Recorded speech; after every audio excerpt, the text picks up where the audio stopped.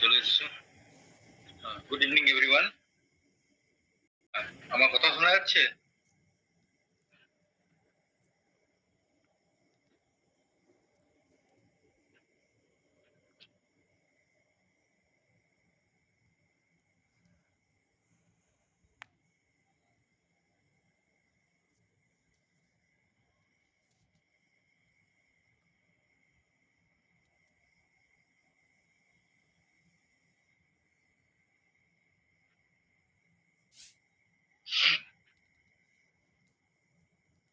আচ্ছা, স্ক্রিনটা দেখতে পাচ্ছ সবাই? হ্যাঁ স্যার।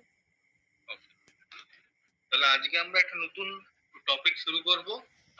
হ্যাঁ, এটা হলো অর্গানিক রিঅ্যাকশন মেকানিজম। তার মধ্যে যেটা তোমাদের সিলেবাসে আছে সেটা হলো নিউক্লিওফিলিক সাবস্টিটিউশন রিঅ্যাকশন।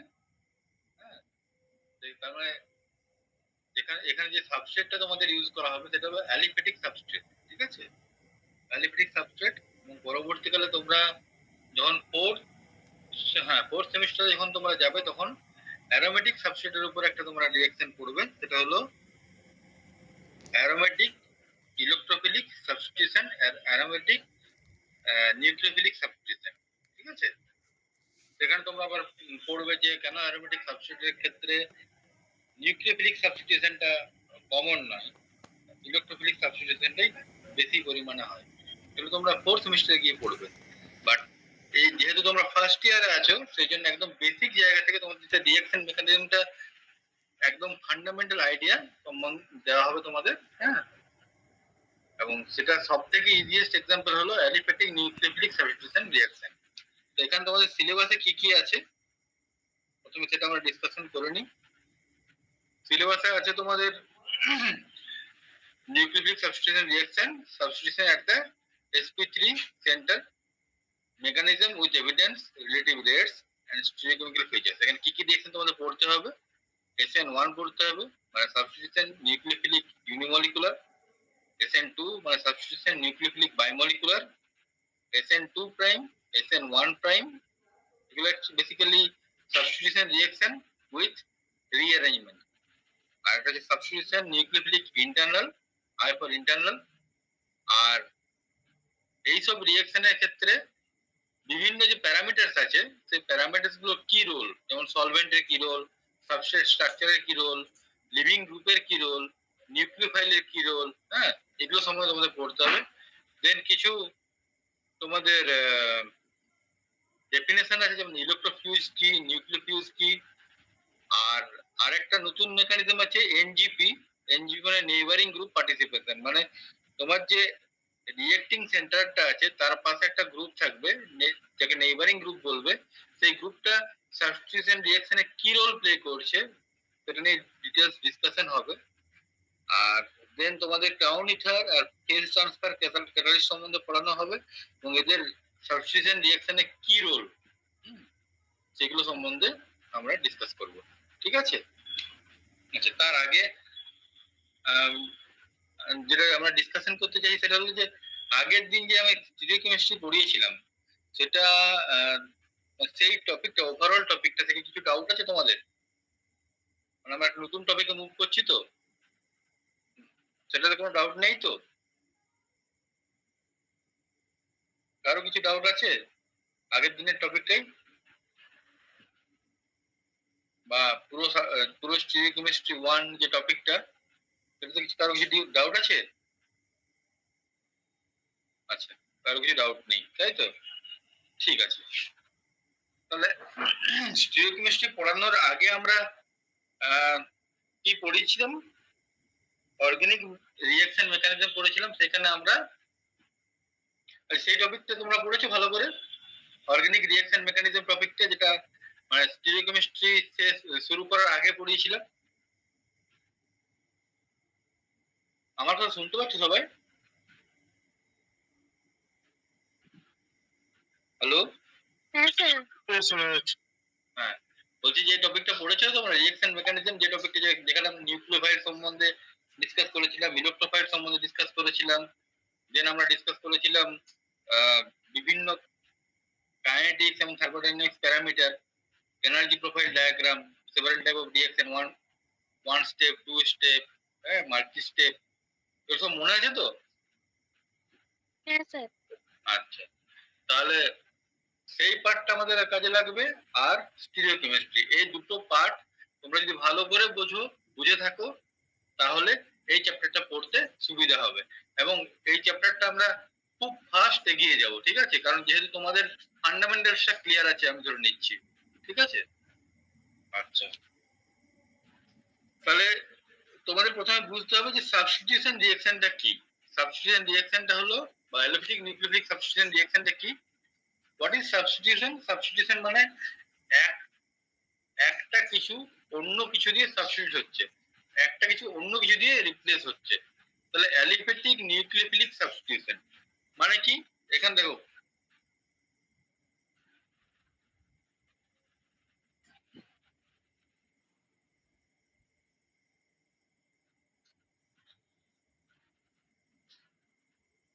এখানে তিনটে পার্ট আছে, অ্যালিফ্যাটিক, নিউক্লিওফিলিক আর সাবস্টিটিউশন। তাহলে অ্যালিফ্যাটিকটা কি জন্য বলছে? অ্যালিফ্যাটিকটা বলছে কারণ সাবস্ট্রেটটা কি ধরনের সাবস্ট্রেট? আমার এইসব রিঅ্যাকশনে সাবস্ট্রেটটা হবে অ্যালিফ্যাটিক সাবস্ট্রেট। সাবস্টিটিউশনটা কি ধরনের সাবস্টিটিউশন? নিউক্লিওফিলিক সাবস্টিটিউশন, ঠিক আছে? এই রিঅ্যাকশন আর কি বলছে, fundamental cornerstones two of organic chemistry. মানে অর্গানিক কেমিস্ট্রির যে অনেক ধরনের রিঅ্যাকশন আছে, সব থেকে বেসিক রিঅ্যাকশন হলো অ্যালিফ্যাটিক নিউক্লিয়িক সাবস্টিটিউশন, ঠিক আছে? এই রিঅ্যাকশন হয় কি, এই নিউক্লিওফাইল, যেটাকে আমরা ডিনোট করি Nu- দিয়ে, replaces a living group, যেটাকে ডিনোট করি Lg দিয়ে, attached to a sp3 hybridized carbon atom। তাহলে বুঝতে পারছো এটা হলো সাবস্ট্রেট, এটা হলো ফাইল, এটা হলো প্রোডাক্ট, আর এটা হলো। তাহলে একটা সাবস্ট্রেটে কি হচ্ছে, নিউক্লিওফাইল রিঅ্যাক্ট করছে সাবস্ট্রেটের উপরে, লিভিং গ্রুপটা বেরিয়ে যাচ্ছে, পাচ্ছি কি আমি? Product and free leaving group, ঠিক আছে? এই যে রিঅ্যাকশনটা, এই রিঅ্যাকশনটা হলো general scheme for aliphatic nucleophilic substitution reaction, ঠিক আছে? ফর এক্সাম্পল একটা আমি বলছি, ধরুন example CH3 holes rice POH, তার সঙ্গে আমি HCl এর রিঅ্যাকশন করছি, ঠিক আছে? সেখান থেকে আমি প্রোডাক্ট কি পাচ্ছি? CH3 holes rice P, sorry এটা উল্টো হবে,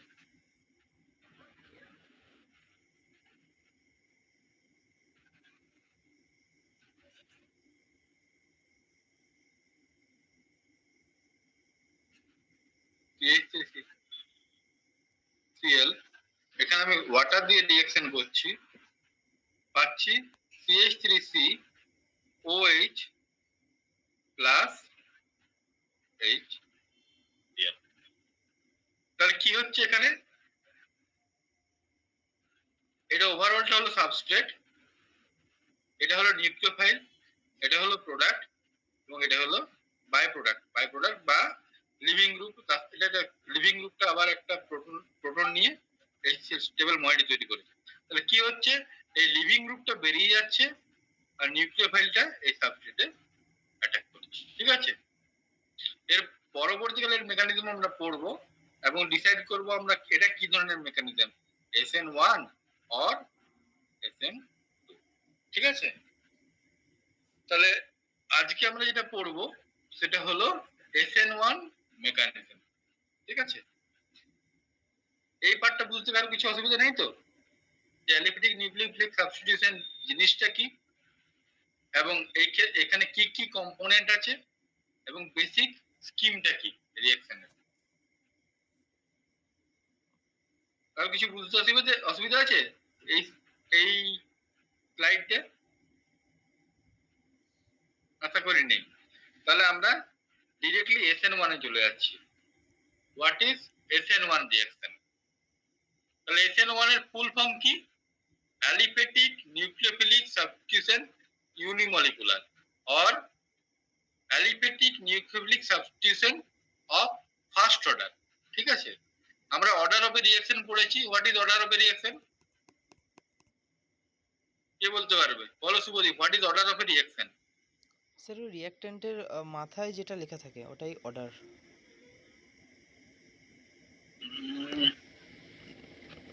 আচ্ছা আচ্ছা, একটু ভালো করে কি বলতে পারবে?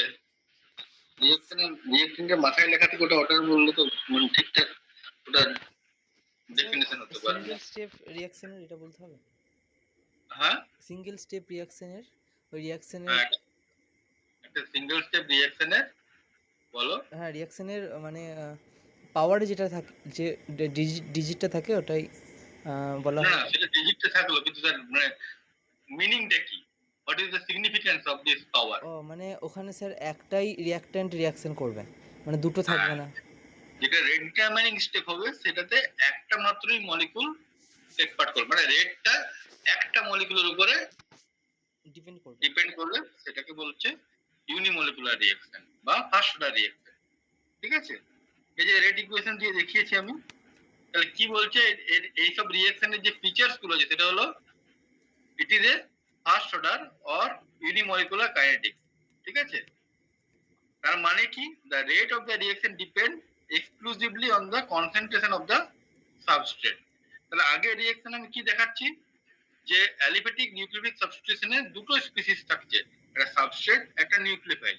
কিন্তু এইসব রিঅ্যাকশনে যখন আমি SN1 রিঅ্যাকশনের রেট কনসিডার করছি, তখন দেখছি এখানে নিউক্লিওফাইলের কনসেন্ট্রেশনের উপরে রিঅ্যাকশনের রেট ডিপেন্ড করছে না, শুধুমাত্র যে রিঅ্যাক্টেন্ট আছে, যে সাবস্ট্রেট আছে তার সাবস্ট্রেটের কনসেন্ট্রেশন উপরেই রিঅ্যাকশনের রেট ডিপেন্ড করছে। ঠিক আছে, সেটা নেক্সট লাইন লেখা আছে, this reaction rate are completely independent to the concentration or strength of the incoming nucleophile. তাহলে এগুলো হলো ফার্স্ট অর্ডার রিঅ্যাকশন বা ইউনিমলিকুলার কাইনেটিক্স এর রিঅ্যাকশন। এটা এক্সক্লুসিভলি রেটটা ডিপেন্ড করে কার উপরে? সাবস্ট্রেটের কনসেন্ট্রেশনের উপরে। আর এটা ইন্ডিপেন্ডেন্ট থাকে কার উপরে? Concentration of the or strength of the incoming nucleophile. This is the rate equation of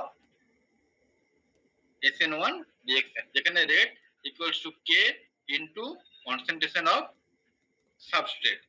K is the first order rate constant. ঠিক আছে, আর স্কয়ার ব্র্যাকেটের মধ্যে Rx কি? is the molar concentration of the substrate. ঠিক আছে, এবার আমি নীল কালিতে আমি একটা লেখা লিখেছি, because the nucleophile does not participate in the rate determining step, increasing its concentration or changing its identity does not alter the overall velocity of the reaction. Overall velocity মানে কি? Overall velocity চেঞ্জ করে না মানে রেটও change করে না। Rate মানে কি? কত স্পিডে রিঅ্যাকশন হচ্ছে। রিঅ্যাকশন যদি ভেলোসিটি চেঞ্জ না হয় তাহলে আমার রেটটা ইন্ডিপেন্ডেন্ট থাকবে। বোঝা গেছে? SN1 রিঅ্যাকশনের ফিচার্স গুলো বললাম আমরা, যেটা ফার্স্ট অর্ডার রিঅ্যাকশন, রিঅ্যাকশনের কনসেন্ট্রেশনের রিঅ্যাকশনের রেটটা ডিপেন্ড করে অনলি সাবস্ট্রেট কনসেন্ট্রেশনের উপরে, নিউক্লিওফাইলের উপরে কোনো ডিপেন্ডেন্স নেই। নেক্সট, এর মেকানিজমটা কি কি? এর মেকানিজম হলো এটা একটা stepwise process. Stepwise process, এটা দুটো স্টেপে হয়। ফার্স্ট স্টেপটা কি? ফার্স্ট স্টেপ হলো ionization and heterolytic cleavage of the substrate. ঠিক আছে, মানে সাবস্ট্রেট এখানে Rx আছে, এই Rx সাবস্ট্রেটটার এই বন্ডটা উইক হয়, উইক হওয়ার পরে এই বন্ডটা হেটেরোলাইটিক ভাবে ক্লিভ করে R প্লাস মানে একটা কার্বোক্যাটায়ন জেনারেট করে আর একটা অ্যানায়ন জেনারেট করে। ঠিক আছে, ফার্স্ট স্টেপে এটা হয়। সেকেন্ড স্টেপে কি হয়? এই যে ফ্রি কার্বোক্যাটায়নটা আছে, এই ফ্রি কার্বোক্যাটায়নটাতে নিউক্লিওফাইল অ্যাটাক করে এবং অ্যাটাক করার পরে আমার যে প্রোডাক্ট তৈরি হয় সেটা RNA। It is a two step process. First step is the ionization and heterolytic cleavage of the substrate, যেখানে covalent bond between R and X breaks and formation of carbocation and anion occurs. Next, this is the slow rate time. এটা মনে রাখবে, first step is the slow RDS step, ঠিক আছে। Second step is the first step, যেখানে যে free কার্বোকেটায়ন generate করেছে সেখানে nucleophile attack করে এবং আমার প্রোডাক্ট হয়। বোঝা গেছে? তাহলে এরপরে তোমরা যখন এর আমি যদি বলি এদের এই রিঅ্যাকশন SN1 রিঅ্যাকশনের একটা এনার্জি প্রোফাইল ডায়াগ্রাম ড্র করো। এটা তোমরা পড়েছো স্টিরিওকেমিস্ট্রির আগের চ্যাপ্টারে। তোমরা এটা আশা করি করতে পারো, সবাই করো তো, সবাই করো এবং পাঠাও। টেকিং দিস ইম্পর্টেন্ট পয়েন্ট বা কনসিডারিং দিস ইম্পর্টেন্ট পয়েন্ট। তাহলে আমি তোমাকে আবার কোশ্চেন রিপিট করছি। Draw the energy profile diagram of A SN1 reaction.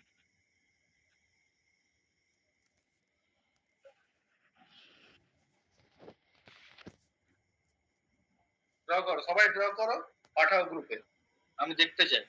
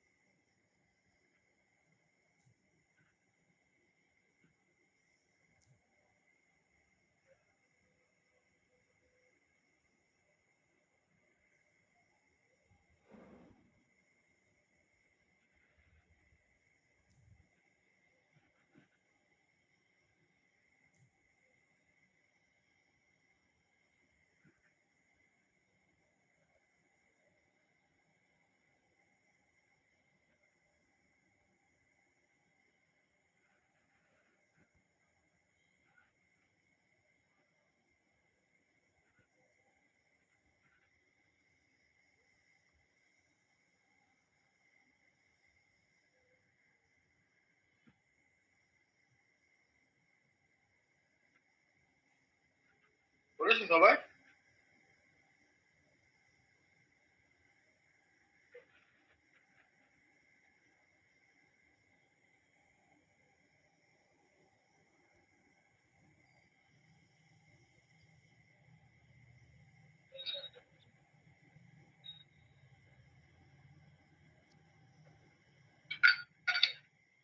Mona Lisa করছো?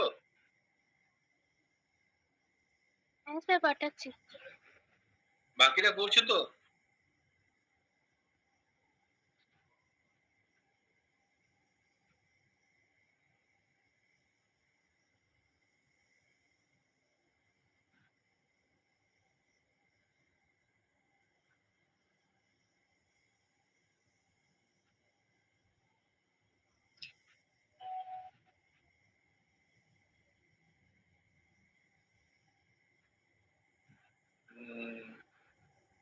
ওকে,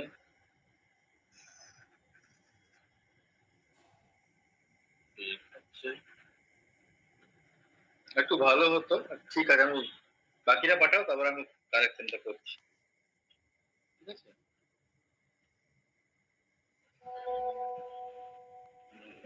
ওকে, সাগনিক পাঠিয়েছে।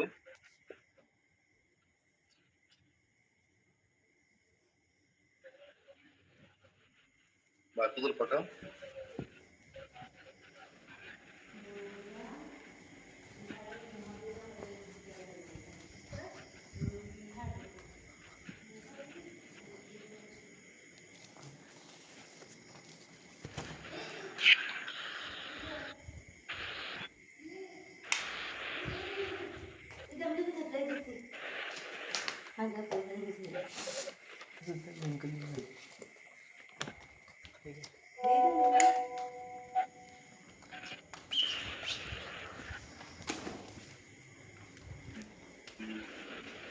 ওকে,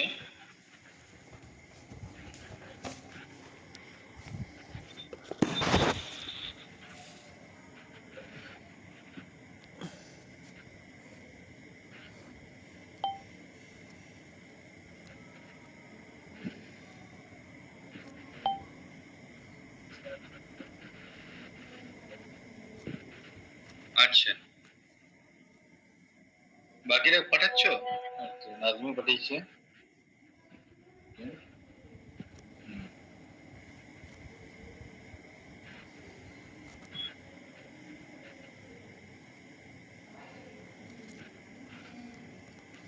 আর সেরেস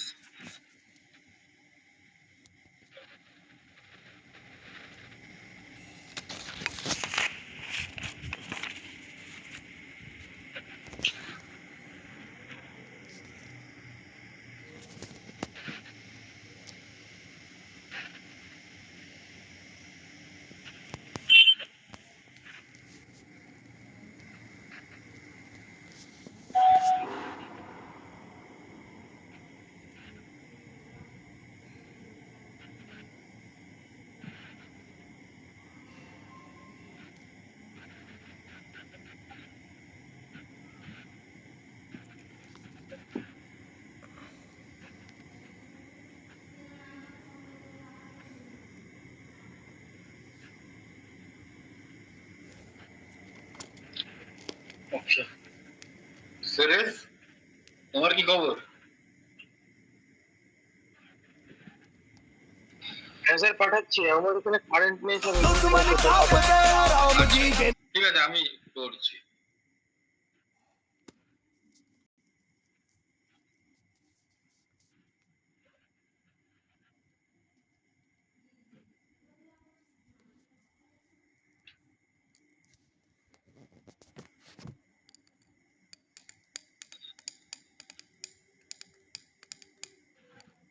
তাহলে তোমরা মোস্ট অফ দ্য মানে সবাই অলমোস্ট ঠিকই করেছো।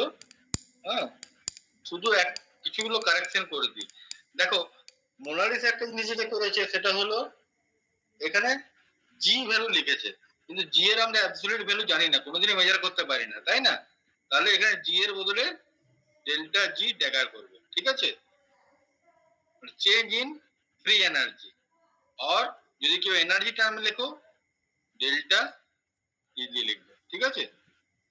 চেঞ্জ ইন পোটেনশিয়াল এনার্জি আর চেঞ্জ ইন এনার্জি, ঠিক আছে? প্রথম পয়েন্ট। দ্বিতীয় পয়েন্ট হলো এখানে তুমি রিঅ্যাকট্যান্ট লিখবে, এখানে লিখবে প্রোডাক্ট। তাহলে প্রথম একটা রিঅ্যাকশন দিয়ে তোমাকে একটা দেখাতে হবে, যদি এই রিঅ্যাকশনটা হয় ধরে নাও, তাহলে রিঅ্যাকট্যান্ট কি এখানে আমার CH3 whole thrice CCl plus H2, এটা হলো আমার রিঅ্যাকট্যান্ট। তাহলে দুটো স্টেপে রিঅ্যাকশন হবে, তার মানে এটা একটা স্টেপ ওয়াইজ রিঅ্যাকশন। তাহলে মাঝখানে আমি আরেকটা এনার্জি স্টেট দেখাবো, সেটা হলো আই, ঠিক আছে? তাহলে এই রিঅ্যাকশনে আই কি হবে? ফার্স্ট স্টেপে কি বলেছিলাম আমরা, স্টেপ 1 এ কি হবে, যদি এটা সাবস্টিটিউট করি তাহলে স্টেপ 1 এ কি হবে, CH3 whole thrice CCl add করবে কিসে, একটা কার্বোক্যাটায়ন জেনারেট করবে CH3 whole thrice C plus plus Cl minus. তাহলে দিস ইজ দা ইন্টারমিডিয়েট, ঠিক আছে? তো ইন্টারমিডিয়েট তোমরা লিখবে CH3 whole thrice C plus. Okay, তাহলে এই স্টেপটা কি, আরডি স্টেপ। স্টেপ 2 কি,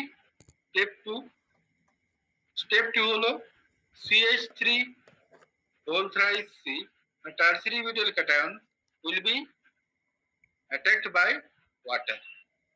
Water is a nucleophile, then it will form the product CH3 whole thrice COH.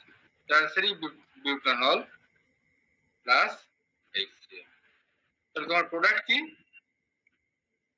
CH3 whole thrice COH. ঠিক আছে, তাহলে এটা হলো ফার্স্ট স্টেপ, এটা ফার্স্ট। তাহলে রিঅ্যাক্ট্যান্ট থেকে প্রথমে আমার ইন্টারমিডিয়েট, সেটা আরডি স্টেপ। ঠিক আছে,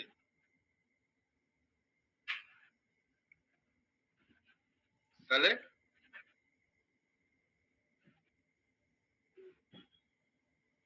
this is the E Act 1 and then अपने पास बस एखान থেকে वो रख लो, बाकी और कुछ रखने की जरूरत नहीं है। आशय प्रोडक्ट देखिए, दो तरह की भूख होती है, एक होती है स्थूल पदार्थ की, This उसमें is- बढ़ता है E जब आप और Act, जोड़ लेते हो अपने आप में। ঠিক আছে, মানে उसमें এটা হলো activation energy of the first step, যেখানে भूख होती है आंतरिक, এটা হবে ট্রানজিশন স্টেট 1 वो भूख और এটা भरने হবে से नहीं मिटती, वो ट्रांजिशन भूख स्टेट। खाली होने से मिटती है।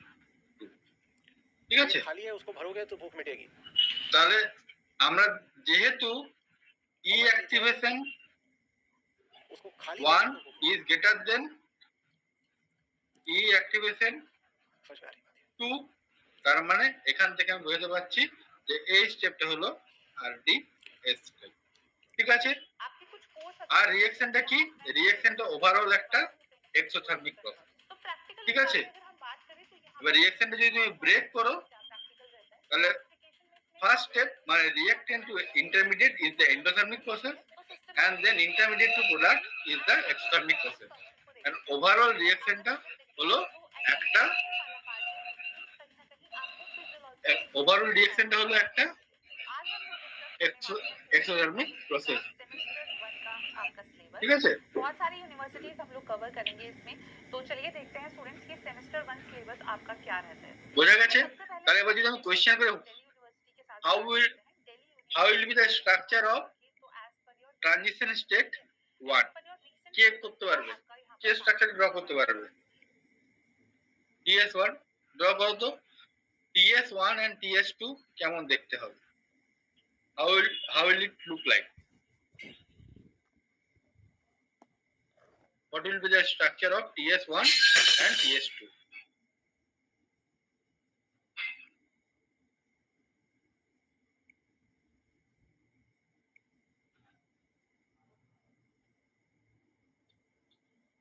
তাহলে মডিফিকেশন আমি কি করলাম?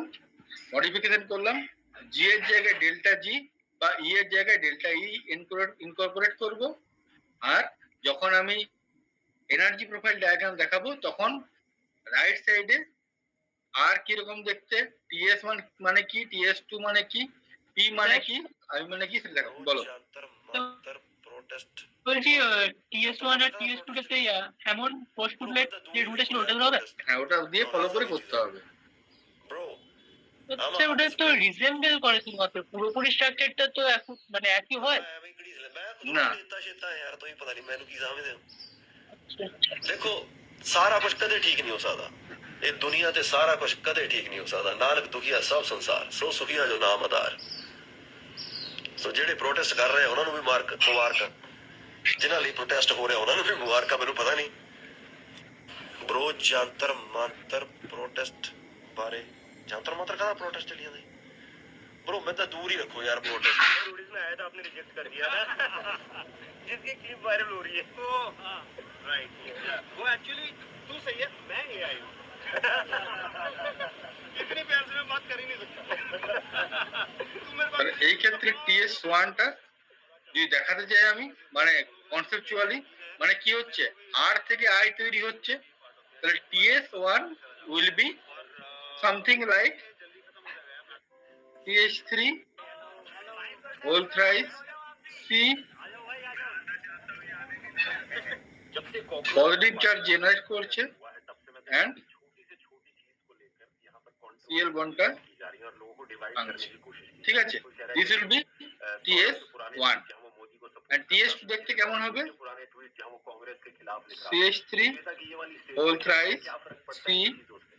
डेल्टा मूवमेंट इतनी बड़ी प्लस है, 2 करोड़ से ज्यादा लोग उससे जुड़े होते हैं, तो जाहिर सी बात है कि अलग अलग विचारधारा के लोग उससे जुड़े होंगे। ऐसे लोग H2 होंगे जिनके अलग अलग করতে ओपिनियन পারো। अलग अलग चीजों पर, अलग जाति होगी, अलग धर्म যদি होगा। OH2 করো अगर अपने बीच में डिफरेंस তাহলে এখানেও ডেল্টা প্লাস হবে। আর যদি OH করো, প্রোডাক্ট ধরে করো, তাহলে CH3 whole thrice C crumbling infrastructure OH। ঠিক আছে, ডেল্টা প্লাস মাইনাস, বোঝা গেছে? These are the structure of TS1 and TS2.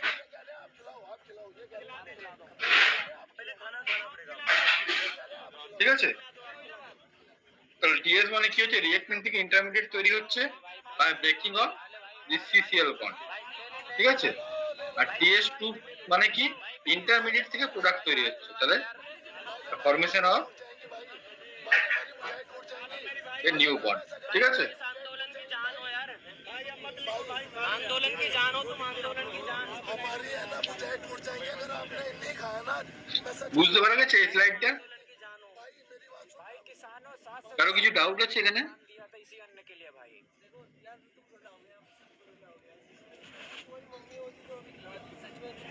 আনোসি, কিছু ডাউট আছে? না স্যার, কিছু ডাউট নেই। তাহলে আমি নেক্সট স্টেপে যাচ্ছি। ঠিক আছে, তাহলে আমরা SN1 রিঅ্যাকশনের মেকানিজম পড়লাম, এর এনার্জি প্রোফাইল ডায়াগ্রাম পড়লাম। নেক্সট আমরা পড়বো যে SN1 রিঅ্যাকশনের যে রিঅ্যাকশনটা হয় তাতে যে ফ্যাক্টরস গুলো আছে, যেমন সাবস্ট্রেটের স্ট্রাকচার কিরকম হবে, হ্যাঁ, তাতে তারপরে আমরা পড়বো যে সলভেন্টের রোল কি, হ্যাঁ, লিভিং গ্রুপের রোল কি, এগুলো আমরা, এবং নিউক্লিওফাইলের রোল কি, এগুলো আমরা পড়বো। নেক্সট হলো যে কি কি ফ্যাক্টর SN1 রিঅ্যাকশনকে মানে কন্ট্রোল করে। তার মধ্যে প্রথম যে ফ্যাক্টরটা আমরা পড়বো সাবস্ট্রেট স্ট্রাকচার। সাবস্ট্রেট কিরকম হলে আমার রিঅ্যাকশনটা SN1 এর দিকে যাবে। তাহলে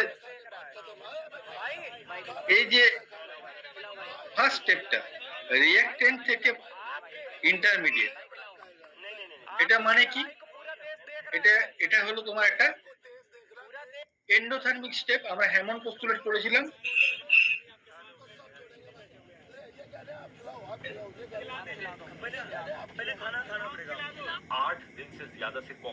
হ্যামন্ড পোস্টুলেট কি বলে কে বলতে পারবে? লেম্যানের ভাষায়, মানে একদম সহজ ভাষায় আমাকে বলো। বলো নাজমিল, হ্যামন্ড পোস্টুলেট কি বলে? এক্সোথার্মিক কন্ডিশনের ক্ষেত্রে ট্রানজিশন স্টেট কার মতো দেখতে হবে? এন্ডোথার্মিক রিঅ্যাকশনে ট্রানজিশন স্টেট কার মতো দেখতে হবে?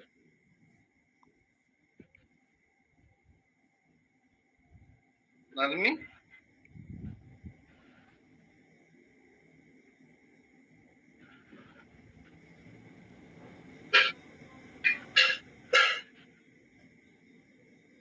নাজমি আছো? স্যার শুনতে পাচ্ছেন? হ্যাঁ শুনতে পাচ্ছি, বলো এমন পোস্টুলেট হ্যাঁ। কি বলে আমাদের? আমি আগের দিন পড়িয়েছিলাম আছি। তোমাদের, আগে মানে অনেক আগে। যদি একটা এন্ডোথার্মিক প্রসেস হয় তাহলে ট্রানজিশন স্টেট কার মতো দেখতে হয়? স্যার রিঅ্যাকট্যান্ট এন্ডোথার্মিক প্রসেস হলে কার মতো দেখতে হবে? প্রোডাক্ট প্রথমবার বলছো রিঅ্যাক্টিভ, স্যার এক্সোথার্মিকের রিঅ্যাকট্যান্টের মতো হবে।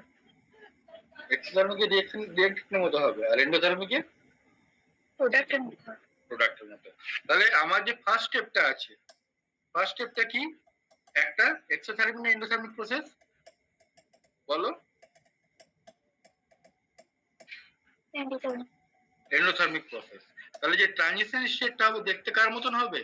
ইন্টারমিডিয়েটের মতো দেখতে হবে, তাই না? তাহলে যেসব ফ্যাক্টর আমার ইন্টারমিডিয়েটকে স্টেবিলিটি দেবে, সেই সব ফ্যাক্টর আমাকে ট্রানজিশন স্টেটকে স্টেবিলিটি দেবে, তাই তো?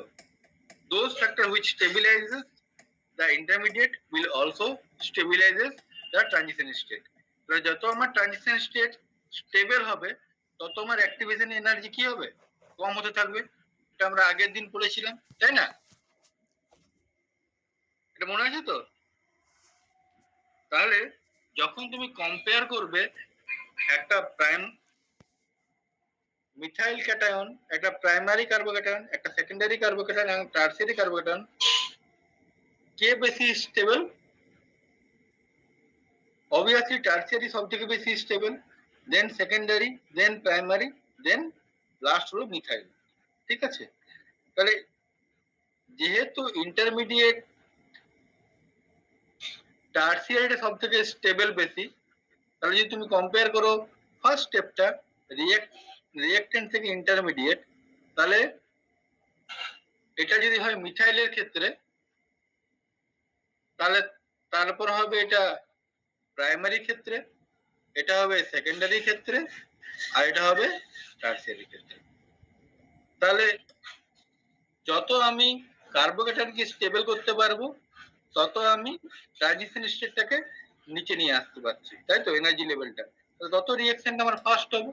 তাহলে those substrate which generate stable carbocation will undergo SN1 reaction more rapidly. বুঝা গেছে? তাহলে যদি কম্পেয়ার করো একটা, ধরে নাও CH3Cl, CH3, CH2Cl, CH3 whole twice, CHCl আর CH3 whole thrice, CCl। এই চারটা সাবস্ট্রেটের মধ্যে কে সব থেকে বেশি SN1 রিঅ্যাকশন দেবে, মানে মোর র্যাপিডলি আন্ডারগোস হবে?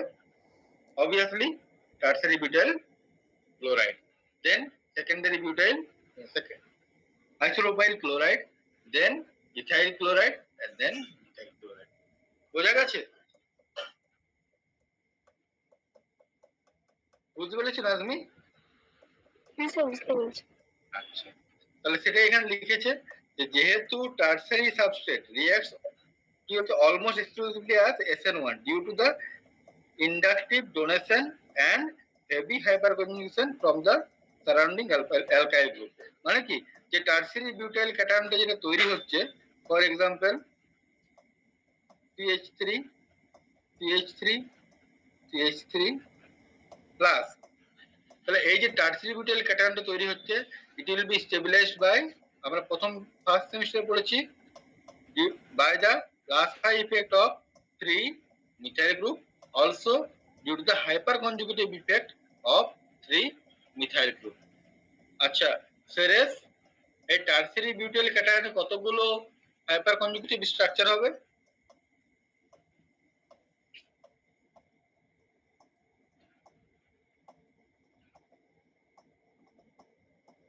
সেরেস স্যার শুনতে হ্যাঁ,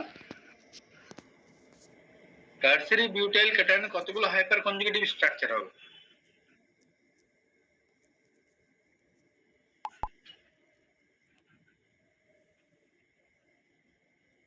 নটা।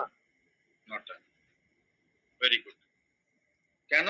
কারণ নটা আলফা হাইড্রোজেন আছে, তাই তো?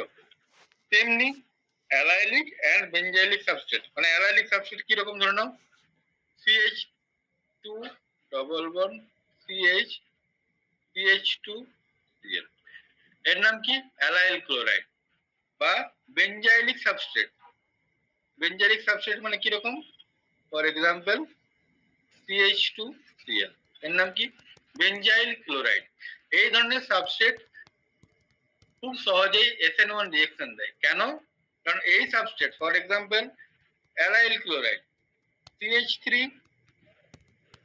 CH2 double bond CH, CH2Cl, এ যখন ফার্স্ট স্টেপে SN1 মানে কি, ফার্স্ট স্টেপে কি হবে, এটা আয়োনাইজেশন হবে। আয়োনাইজেশন হলে কি তৈরি হবে? CH2 double bond CH, single bond CH2 plus. This is allyl cation and this is stabilized by কি? রেজোনেন্স, মানে আমার একটা রেজোনেন্স স্টেবিলাইজ কার্বোক্যাটায়ন তৈরি হচ্ছে, তাই না?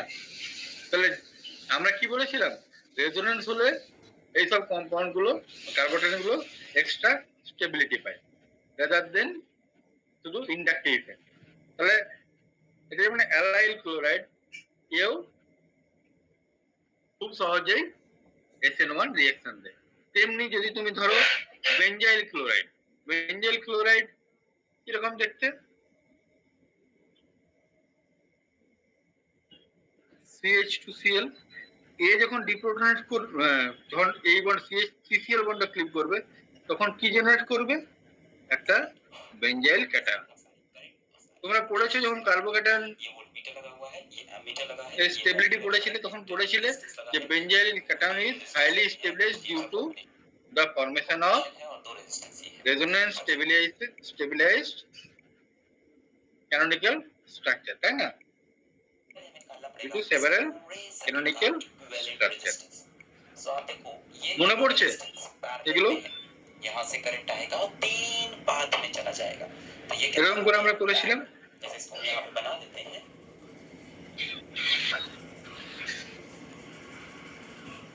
তাই না? Okay, 3, 6, 2, done. 3 parallel, we apply the formula 1 by r is equals to 1 by 3 plus 1 by 6 plus 1 by 2. 1 by r is equals to 1 by r1 plus 1 by r. Yeah, I hope you know this. So r will come out. তোমাদের হয়তো question করতে পারে, হয়তো তোমাদের দিয়ে দিল পরীক্ষাতে যে সাবস্ট্রেট দিয়ে দিল CH3Cl C2H5Cl, হ্যাঁ, pH CH2Cl CH2 double bond CH Cl CH2 CH CH2 Cl। এই সাবস্ট্রেট গুলোর মধ্যে কে কে SN1 রিঅ্যাকশনে যাবে? বলো কে কে SN1 রিঅ্যাকশনে যাবে? মোনালিসা বলো। CH2Cl আর অ্যালাইনিক যে গ্রুপ। হ্যাঁ, এগুলো প্রেফার করবে SN1 রিঅ্যাকশন। কেন? তারা স্টেবল কার্বোক্যাটায়ন ইন্টারমিডিয়েট জেনারেট করবে। ঠিক আছে, বোঝা গেছে? তাহলে সাবস্ট্রেটের কি রোল এখানে SN1 রিঅ্যাকশনে। Next, factors affecting the SN1 reaction. Next point হলো লিভিং গ্রুপ। তাহলে লিভিং গ্রুপ মানে কি? ফার্স্ট স্টেপে যে গ্রুপটা ব্রেক করছে, মানে যে কার্বনের সঙ্গে যে হেটেরোএটমটা আছে সেটা যখন ব্রেক করছে, সে ব্রেক করে যে অ্যানায়নটা তৈরি হচ্ছে তাকে বলা হয় লিভিং গ্রুপ। তাহলে যেহেতু আরডিএ স্টেপে মানে রেড ড্যামিং স্টেপে এই CX বন্ডটা ক্লিক করছে এই RX, মানে RX বন্ডটা যেহেতু ক্লিক করছে আরডিএ স্টেপে, তাহলে যেসব ফ্যাক্টর আমার X কে স্টেবিলাইজ X মাইনাস কে স্টেবিলাইজ করবে সেই সব ফ্যাক্টর আমার এই রেটটাকে বেশি বাড়াবে, তাই না? তাহলে যত এই কম্পাউন্ডটা X মাইনাস যত স্টেবিলাইজ হবে, যত বেশি স্টেবল হবে, তত এই RX বন্ডটা সহজে ক্লিক করবে। তাহলে যেসব স্পিসিস এই অ্যানায়নের চার্জটাকে খুব ভালো করে স্টেবিলাইজ করতে পারবে, মানে ডিস্ট্রিবিউট করতে পারবে, সেই সব মলিকুল খুব ভালো বা সেই সব স্পিসিস খুব ভালো লিভিং গ্রুপ হবে।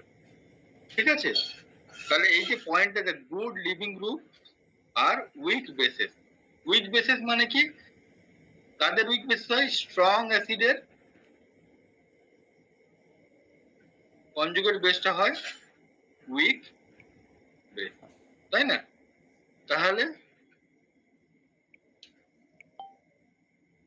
যেগুলো স্ট্রং অ্যাসিড যেমন CF3SO3H বা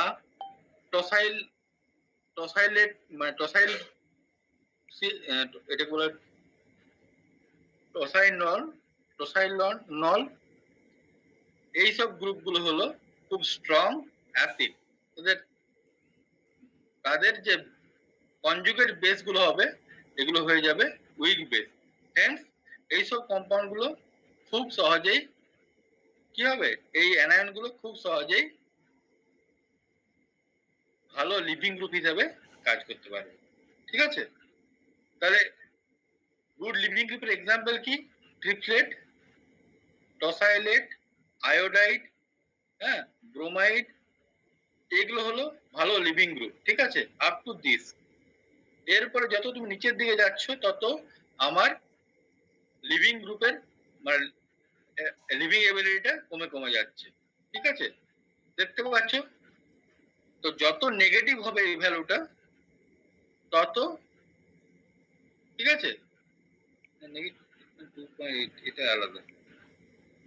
ঠিক আছে, তো দেখো এই ভ্যালুটা খুব পজিটিভ, নাকি কোরিলেশনটা করা নেই, এটা খুব আলাদা। তো যত আমার কনজুগেট বেসটা উইক হবে তত ভালো আমার লিভিং গ্রুপ হবে। তাহলে এবার নেক্সট কেউ কোয়েশ্চেন করতে পারে, স্যার কেন এটা ভালো লিভিং গ্রুপ হবে? CF3SO3 গ্রুপটা, SO3 মাইনাস গ্রুপটা কেন ভালো লিভিং গ্রুপ হবে? কারণ এই যদি কেমিক্যাল স্ট্রাকচারটা দেখো তুমি, এই মলিকুলটা কেমন দেখতে? কার্বন, তার সঙ্গে 3টে ফ্লোরিন লেগে আছে, then S double bond O double bond O minus. তাহলে বুঝতে পারছো এই নেগেটিভ চার্জটা কি হচ্ছে? Stabilized by inductive effect of CF3 group and also resonance stabilization, তাই না?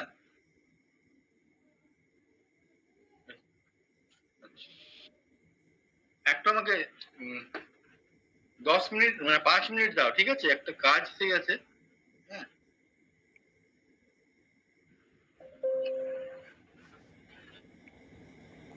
একটু পরে আমি শুরু করছি। হ্যাঁ,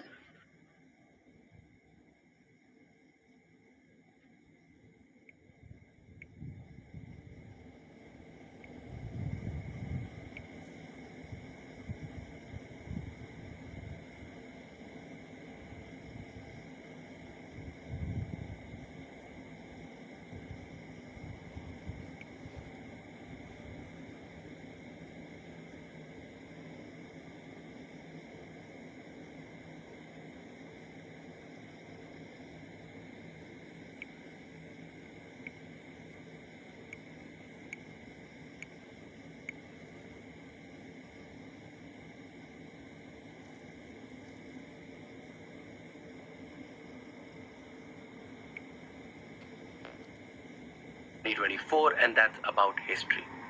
Next year is about becoming the best version of ourselves, challenging everybody and utilizing and living to the maximum potential that we have. These are the lessons that I've learned from my mentors, from my teachers, from the books, from my experiences, and the guests who have been on my podcast. So, jitna bhi mediocrity, average life, jo sab humne jiya hai, that's all past. This year is about instant clarity, focus, and living to the maximum potential that we have. Write down the things that I talk about, because I made my team do the same thing, and I actually do it myself, which has really helped me in my life. कुछ ऐसा मुझे बताओ कि जिससे mind sharp हो या control है mind पे, माइंडसेट अपना एकदम विल पावर बढ़ जाए कि यार जो मैं करना चाहता हूँ ना मैं वही करूँगा। पता है ये दिमाग की ना बहुत ही डीप साइंस है। मतलब ये दिमाग When I used to study it, जब मैं इसको थोड़ा पढ़ने लगा डीपली, कंटेंट, सारी चीज़ों को समझने लगा ना कि ये दिमाग कैसे काम करता है, मैं सच बता रहा हूँ ये इतना शॉकिंग था ना मेरे लिए। मतलब ऐसी ऐसी चीज़ें हैं कि ये दिमाग आपके डिसीजन को मात्र 5 से 10 सेकंड के अंदर बदल देगा, अगर आपने वो 10 सेकंड के अंदर वो डिसीजन नहीं लिया तो।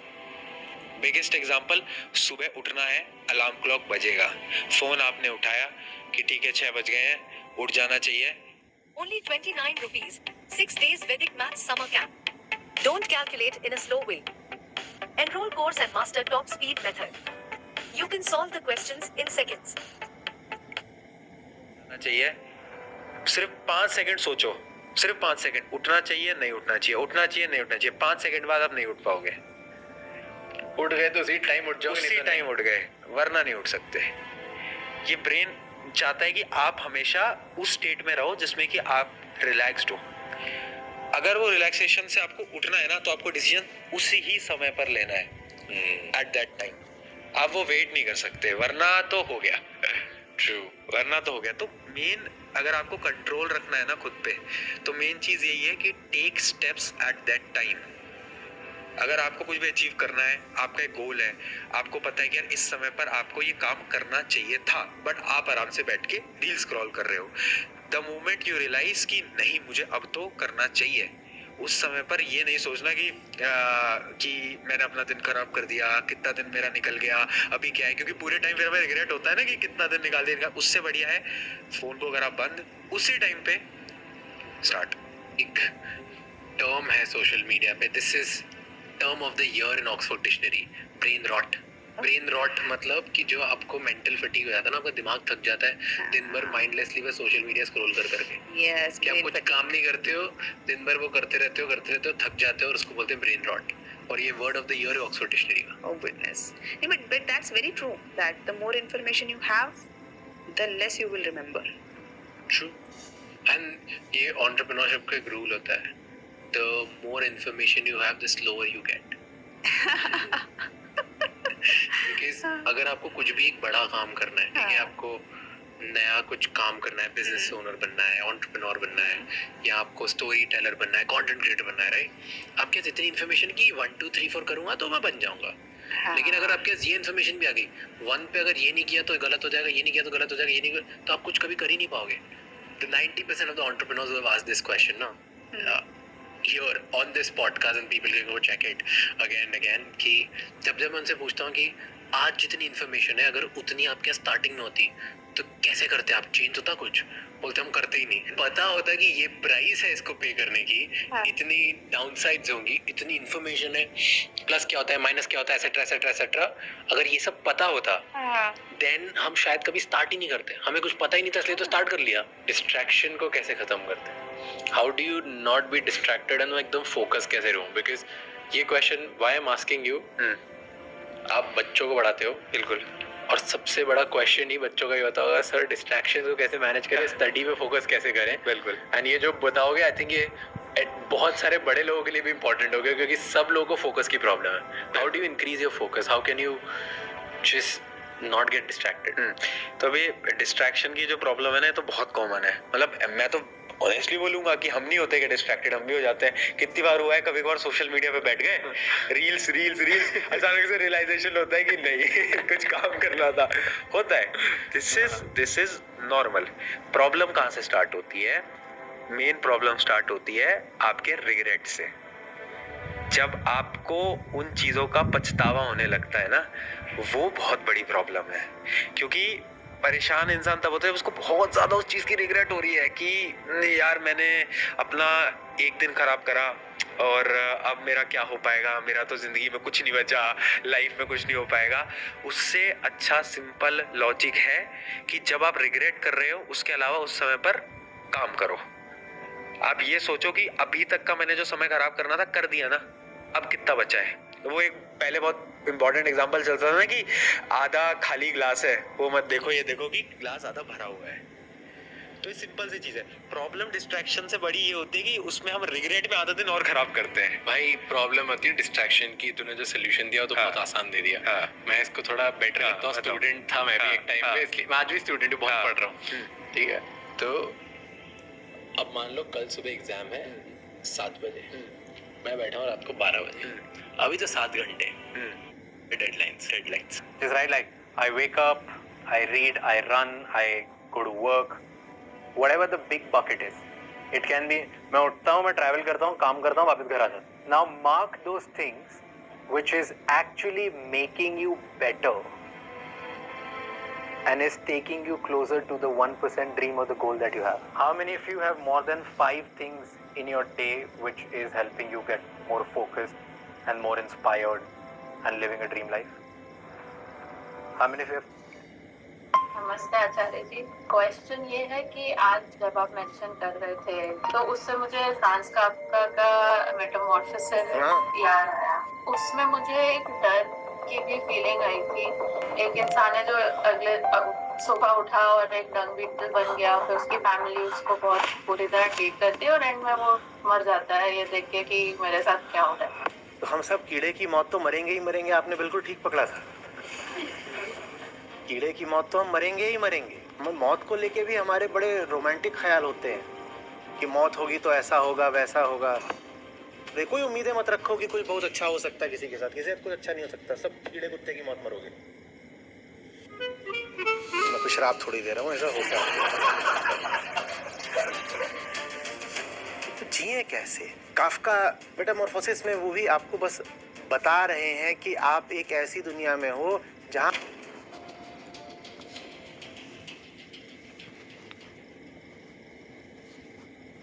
नमस्ते आचार्य जी। আপনার চেতনা বা কনসাসনেস কিভাবে তৈরি হয়? কোয়ান্টাম ফিজিক্সের একদম গভীরে ঢুকে উত্তরটা খুঁজে নিয়ে আসার চেষ্টা করব। মৃত্যুর পর একজন মৃত ব্যক্তির চেতনা কোথায় যায়? সার্জারি করার আগে পেশেন্টকে অ্যানাস্থেটিক দিয়ে অজ্ঞান করা হয়। অজ্ঞান অবস্থায় পেশেন্টের চেতনা কোথায় যায়? একটা এককোষী জীবের শরীরে কোনো মস্তিষ্ক নেই, নিউরন নেই। তা সত্ত্বেও সে তার খাবার খুঁজে নেয় কি করে? সরি একটু লেট হয়ে গেল। প্রশ্নগুলোর উত্তরের ঠিক আছে, আমরা কন্টিনিউ করব। আচ্ছা, তাহলে গুড লিভিং গ্রুপটার সম্বন্ধে আমরা বললাম যে কেন ট্রিপলেট বা টোসাইলেট এগুলো ভালো লিভিং গ্রুপ, কারণ তাদের যে কনজুগেট বেসটা আছে,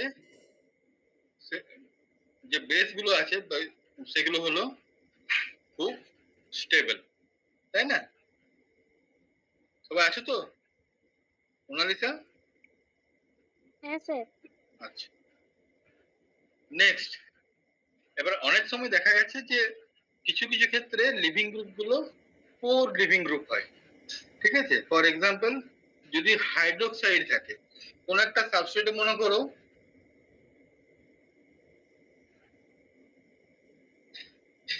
কোন একটা সাবস্ট্রেটে লিভিং গ্রুপটা OH হয়ে আছে, ঠিক আছে, তাহলে এইসব সাবস্ট্রেট কি আছে, এইসব সাবস্ট্রেট খুব সহজে আয়োনাইজ হতে চায় না। কারণ কি, hydroxide ion is a bad living group বা এক্সট্রিমলি পোর লিভিং গ্রুপ। সেই সব ক্ষেত্রে আমরা জেনারেলি এই যে লিভিং গ্রুপটাকে ফার্দার প্রসেসে গুড লিভিং গ্রুপে কনভার্ট করি। তো হোয়াট আর দ্য প্রসেসেস? এক নাম্বার প্রসেস হলো প্রোটনেশন। প্রোটনেশন মানে কি? ধরে নাও এরকম একটা সাবস্ট্রেট আছে, অ্যালকোহল আছে, আর OH। OH is a bad living group, তার জন্য প্রথমে এটাকে অ্যাসিড দিয়ে ট্রিট করা হয়, তাহলে কনভার্ট হয় সেটা আর OH2 plus. Now if you see this table, water is a better living group than hydroxide, so it will live in better manner and it will generate the carbocation. H2.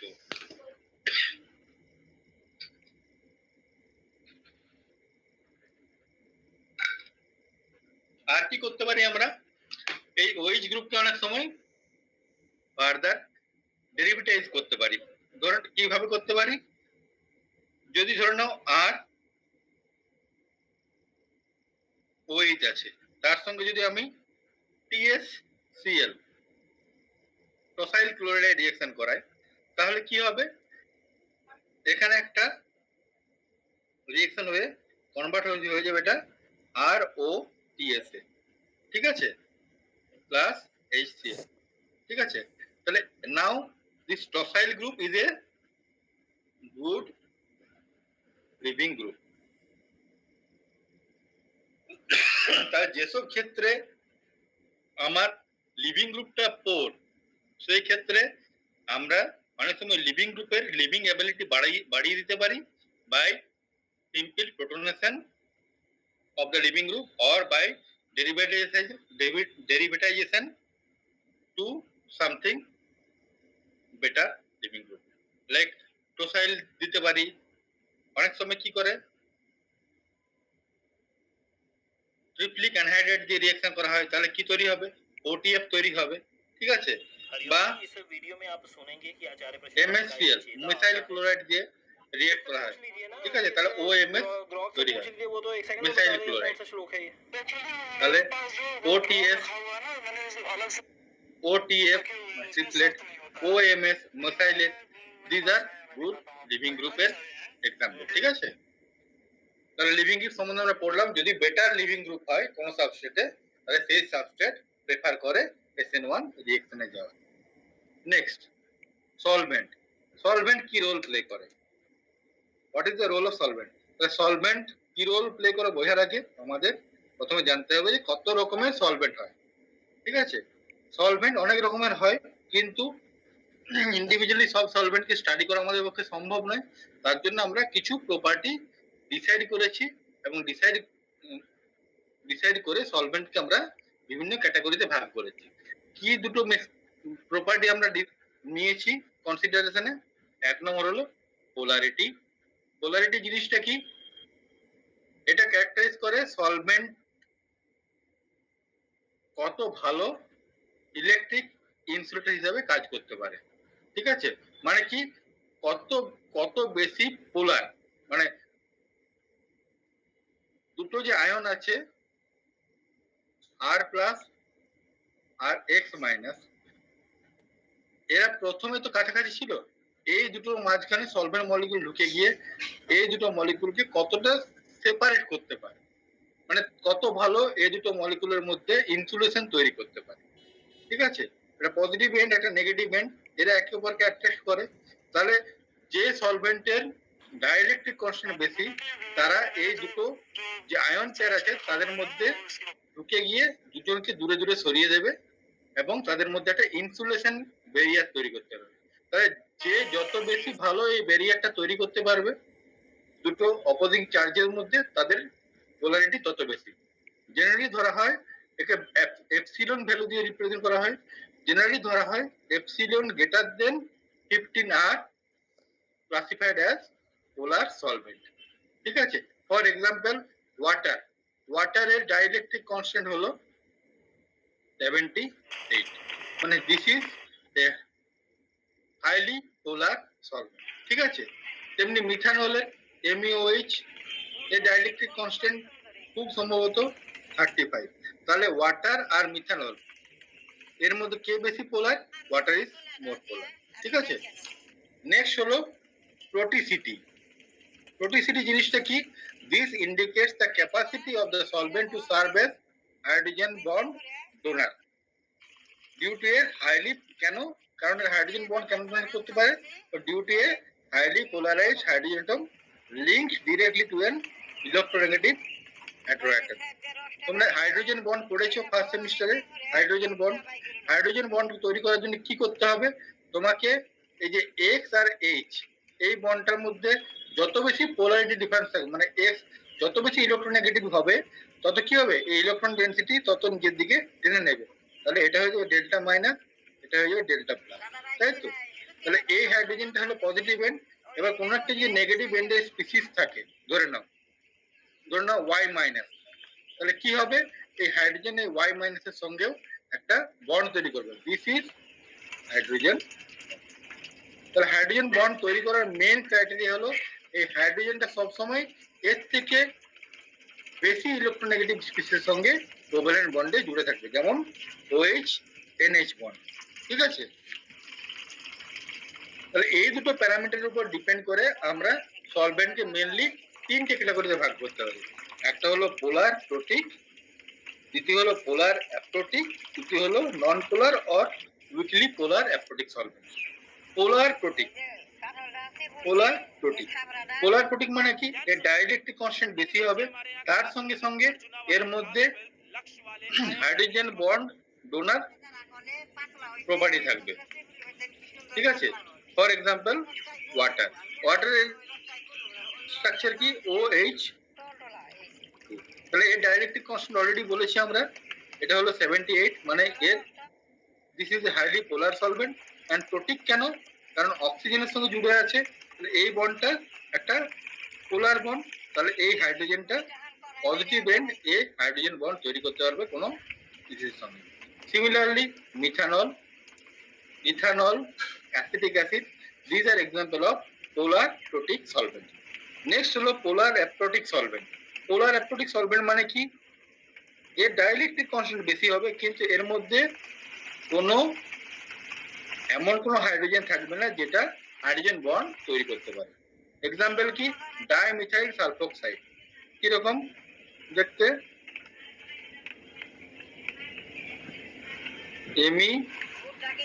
Emi double bond, ঠিক আছে, dimethyl sulfoxide. তেমনি N dimethyl formamide, DMF. Acetone, acetone CH3 COCH, acetone. Acetonitrile CH3 C triple bond N. So these are example of polar aprotic solvent. এদের dielectric constant বেশি কিন্তু এদের মধ্যে hydrogen bond formation করতে পারে এরকম কোনো হাইড্রোজেন নেই, তার জন্য এরা পোলার অ্যাপ্রোটিক। 3 নম্বর হলো নন পোলার or weakly polar aprotic solvent.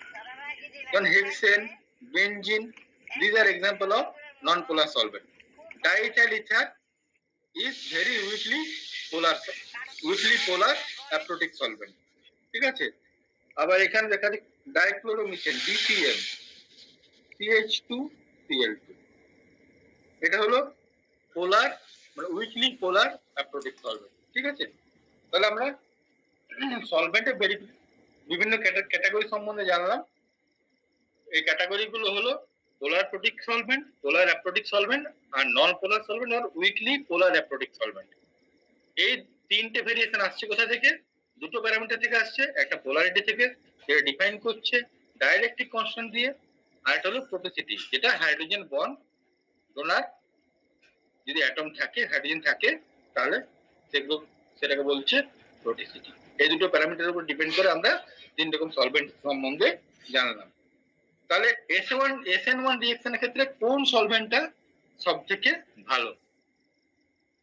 তাহলে যেহেতু রেড ডিটারমিনিং স্টেপে আমার কি তৈরি হচ্ছে, একটা কার্বোক্যাটায়ন তৈরি হচ্ছে আর একটা অ্যানায়ন তৈরি হচ্ছে।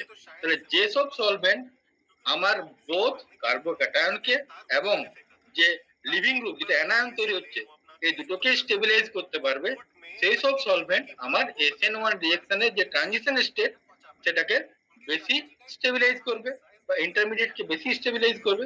সেই সব রিঅ্যাকশন SN1 রিঅ্যাকশনকে প্রভাবিত করবে ইন এ পজিটিভ ডিরেকশন। তাহলে কি ধরনের সলভেন্টটা করতে পারে?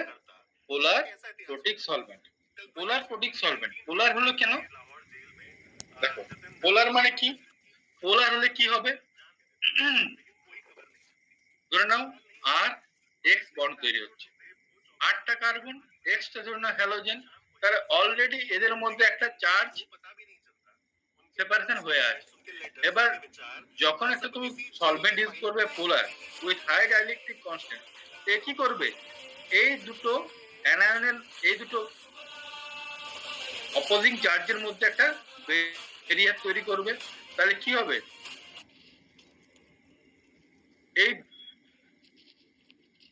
এই বন্ডটার ডিসোসিয়েশনকে ফাস্ট করবে, মানে energetically favorable করবে। Once it get dissociate, it will form carbocation and one anion. তাহলে এই যে কার্বোক্যাটায়ন এবং অ্যানায়ন তৈরি হয়ে গেল, এদের মধ্যে চার্জ আছে।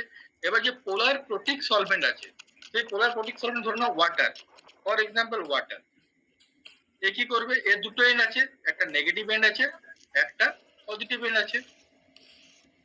তাহলে যখন এই কার্বোক্যাটায়নটা থাকবে, এই কার্বোক্যাটায়ন থাকবে তখন এর চারিদিকে কি হবে, অক্সিজেন মলিকুল গুলো ओरिएंट होगा। तो ये कोई चलाने की जगह स्कूटी को टर्न तो पीछे से ही आपको आना था भाई साहब, ये साइकिल ट्रैक है ना, इसमें कहाँ चला रहे हो आप? हाँ তাহলে অক্সিজেনের যে ওয়াটারের যে নেগেটিভ বেন্ট আছে মানে অক্সিজেন, সেগুলো কি করবে, এই কার্বোক্যাটায়নকে ঘিরে ধরবে। ফলে কি হবে, এদের মধ্যে একটা ইন্টারঅ্যাকশন হবে, তার ফলে কি হবে, এই কার্বোক্যাটায়নটা স্টেবিলাইজ হবে। তেমনি যে অ্যানায়নটা আছে সেই অ্যানায়নটা কি হবে? অ্যানায়নের চারিদিকে ওয়াটারের যে পজিটিভ এন্ডটা আছে, ঠিক আছে, তারা ইন্টারঅ্যাকশন করবে কি দিয়ে? Through hydrogen bond formation. তাহলে যখন একটা সলভেন্ট পোলার প্রতীক হবে তখন এ কি করবে? এ ক্যাটালাইজ করবে আরএক্স এর ডিসোসিয়েশন, এবং ডিসোসিয়েশনের ফলে যে কার্বোক্যাটায়ন এবং একটা অ্যানায়ন জেনারেট হবে সেগুলোকে স্টেবিলাইজ করবে through negative and positive and of this solvent. বুঝা গেছে?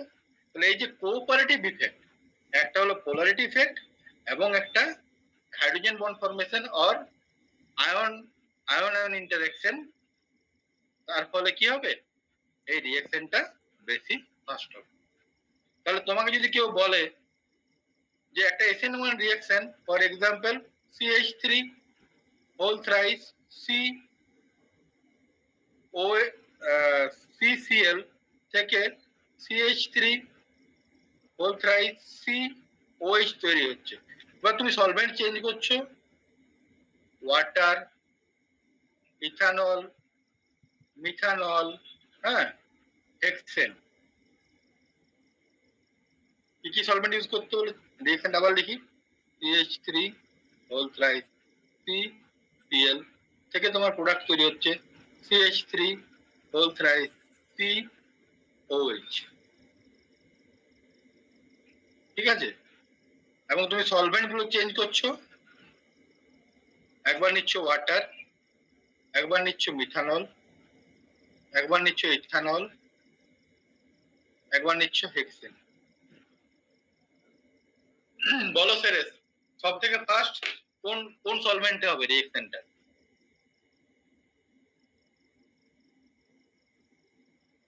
সেরেস,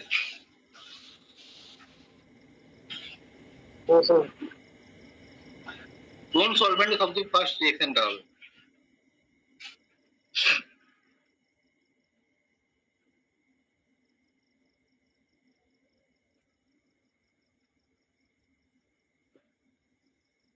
তুমি 4 রকম সলভেন্ট ইউজ করছো, water, methanol, ethanol and hexane.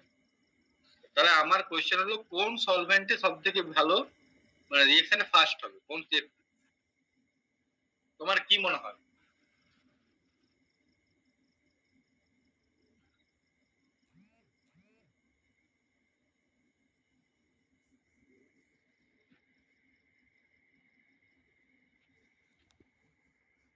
আমার কোশ্চেনে বুঝতে পেরেছো স্যার? হ্যাঁ স্যার, বুঝতে পেরেছি। বলো, এতক্ষণ সময় নিচ্ছে, এটা তো এত সময় লাগার কথা নয়।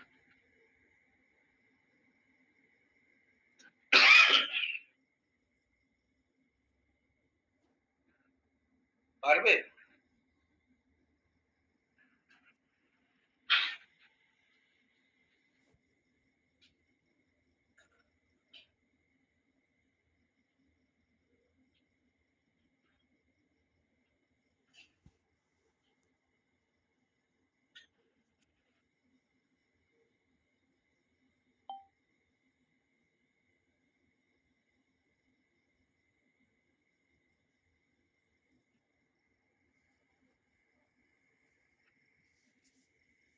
সুরেশ পারবে?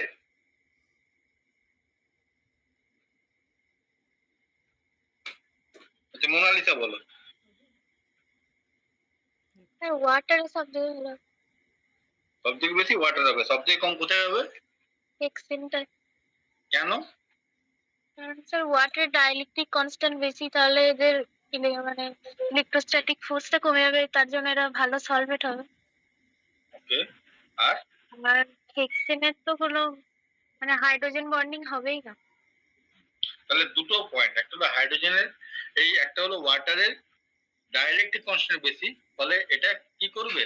এই CCl বন্ডটা ব্রেক করতে সাহায্য করবে ফার্স্ট অফ অল। যখন টার্সিয়ারি ব্রেক করা হবে, দেন যে টার্সিয়ারি বিটাইল ক্যাটায়ন এবং ক্লোরাইড অ্যানায়নটা তৈরি হবে, এগুলো ভালো সলভেট হবে by the positive and negative end of this water molecule, তাই না? তাহলে সেই জন্য ওয়াটার খুব ভালো সলভেন্ট হিসেবে কাজ করবে। তাহলে ওয়াটার আর মিথানলের মধ্যে ওয়াটারে কেন বেশি হবে?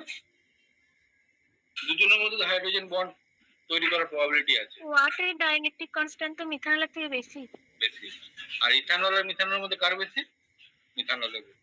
ঠিক আছে, মিথানল মিথানলের বেশি। তাহলে অর্ডারটা কি হবে? সব থেকে বেশি হবে ওয়াটার, দেন মিথানল, দেন ইথানল, দেন। ঠিক আছে, এটাই এই টেবিলে দেখানো হয়েছে। ঠিক আছে, এই যে কম্পাউন্ডটা নেওয়া হয়েছে টারসিয়ারি বিউটাইল ক্লোরাইড, একে রিঅ্যাকশন করা হচ্ছে এটা অ্যালকোহল দিয়ে। This is the nucleophile. Product তৈরি হচ্ছে একটা ইথার আর একটা বাই প্রোডাক্ট। যখন পিওর ইথানল ইউজ করছো 100% ইথানল, 100% ইথানলের ডাইইলেকট্রিক কনস্ট্যান্ট কত? 24.3। তখন যদি রেটটাকে 1 ধরো, যখন একটা মিক্সচার ইউজ করছো 80% ইথানল এন্ড 20% ওয়াটারের মিক্সচার, 80-20 মিক্সচার, তখন কি হচ্ছে? ওয়াটার যেহেতু তুমি অ্যাড করছো তার ডাইইলেকট্রিক কনস্ট্যান্ট বেড়ে যাবে মিডিয়াটার। তাহলে দেখতে পাচ্ছ রেটটা 40 গুণ বেড়ে গেল আগের রেট থেকে। এবার যখন 40:60 রেশিওতে করছো তখন ডাইইলেকট্রিক কনস্ট্যান্ট আরো বেড়ে যাচ্ছে। তখন রেটটা প্রথম রিঅ্যাকশনের থেকে 14,000 গুণ বেশি বেড়ে যাবে। ঠিক আছে, আর যখন শুধু পিওর ওয়াটার করছো তার ডাইইলেকট্রিক কনস্ট্যান্ট 78.5, তখন তার রেট হয়ে গেছে প্রথম রিঅ্যাকশনের রেসপেক্টে 3,35,000 টাইমস বেশি। তাহলে যত তুমি ডাইইলেকট্রিক কনস্ট্যান্ট সিস্টেমের বাড়াচ্ছ তত তুমি রেটটাকে বাড়াচ্ছ। ঠিক আছে,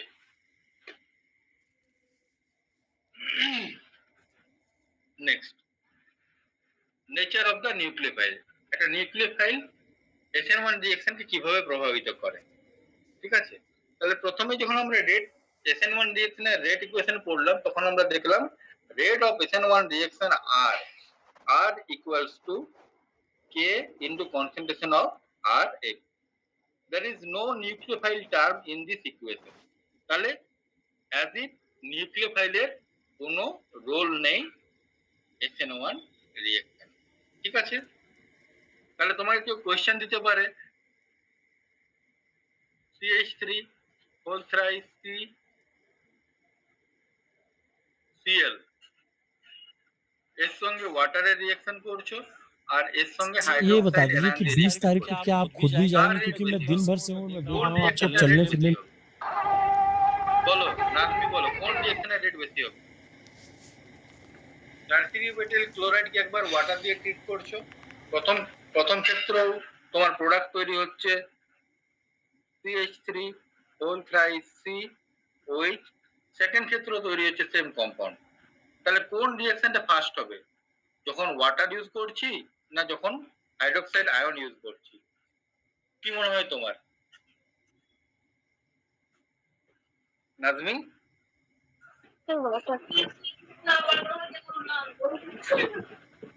হ্যালো,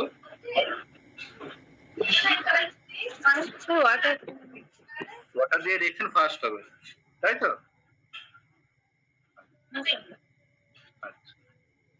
আচ্ছা, নাজমি বলেছে ওয়াটার দিয়ে রিঅ্যাকশন ফার্স্ট হবে। বলো আনসি, নাজমি ঠিক বলেছে না ভুল বলেছে?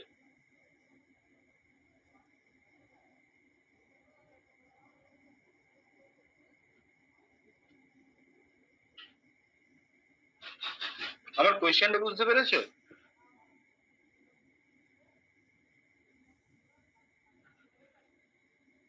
আনসি? হ্যাঁ স্যার, বুঝতে পেরেছি। যারা বুঝতে পারেনি তাদের জন্য আবার লিখছি। CH3CCl এটা সাবস্ট্রেট, এটাকে ওয়াটার দিয়ে ট্রিট করছো, পাচ্ছ product CH3 whole thrice COH,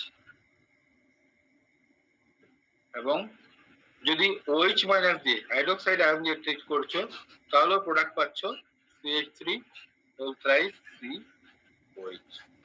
এটা রেট অফ দ্য রিঅ্যাকশন হচ্ছে K1, এটা রেট অফ দ্য রিঅ্যাকশন হচ্ছে K2। What will be the relation between K1 and K2? কে বলতে পারবে? বলো অর্ণসি, তোমাকে প্রথমে জিজ্ঞেস করি আমি। নাজমি একটা উত্তর দিয়েছে যে K1 will be greater than K2। তুমি কি, তোমার কি মনে হয়?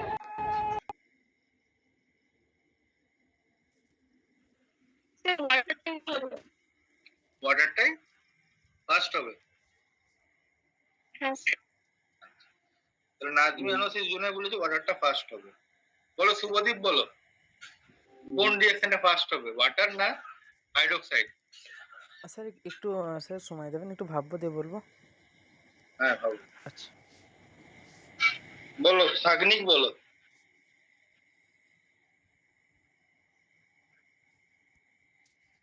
সাগনিক স্যার একটু টাইম দিন স্যার, একটু দেখি তারপর বলছি স্যার।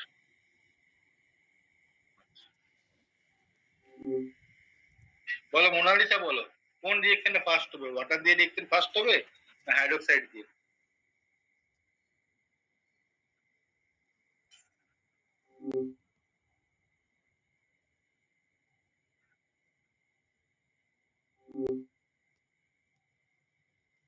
এই জেমিনি। মোনালিসা, হ্যাঁ স্যার বলছি স্যার।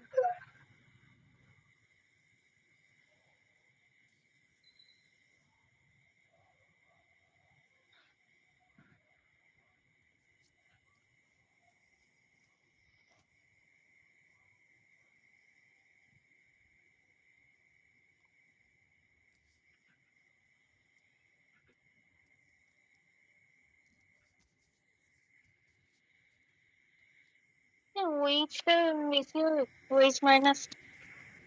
ওই সমস্যা বেশি হবে। আচ্ছা, তাহলে মোনালিসা বললো ওইচ মাইনাস দিয়ে রিঅ্যাকশনটা ফাস্ট হবে, আর রাজমি আনসি বললো ওয়াটার দিয়ে। বলো বাকিরা, বলো সুরেশ।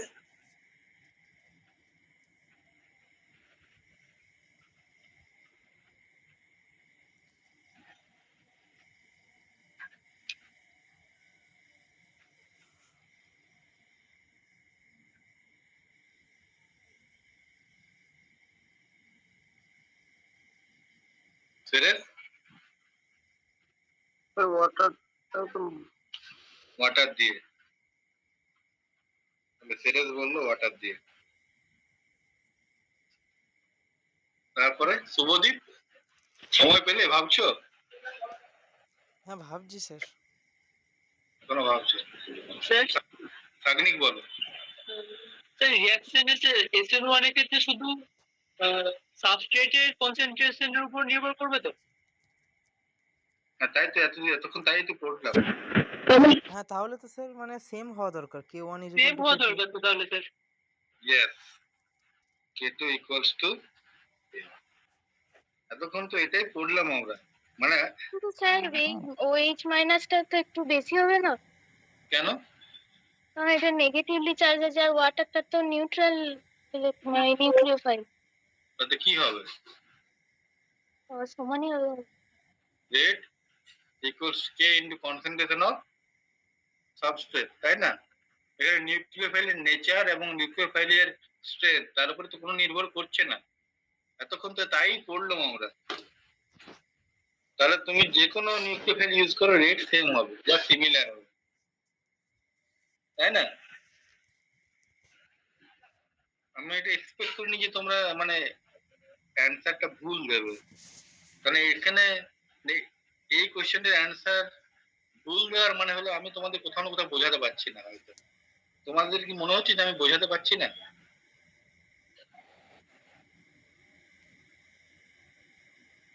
কোথায় প্রবলেম হচ্ছে, মানে আমার ভাষাটা কি ভুল হচ্ছে কোথাও বোঝাতে, কঠিন করে বোঝাচ্ছি আমি? হ্যাঁ মোনালিসা, না স্যার। তাহলে কেন অ্যান্সারটা করতে পারলে না? স্যার ওটা মনে হয়েছিল প্রথমে সমান হবে, কিন্তু ওই বইটা মনে হলো নেগেটিভ বেশি আছে বলে ওই জন্য। হ্যাঁ, কিন্তু রেট অফ দ্য ইকুয়েশন তো সেখানে রেট এক্সপ্রেশন তো প্রথমেই, এখানে মানে নিউক্লিওফাইলের উপর ডিপেন্ড করে না যে। না এখানে এই জিনিসটা আমি প্রথমেই পড়ালাম তোমাদের। দেখো নীল কালিতে লেখা আছে, because nucleophile does not participate in the redetermining state, increasing its concentration or changing its identity does not alter the overall velocity of the reaction. এটা তো প্রথম স্লাইডেই ছিল।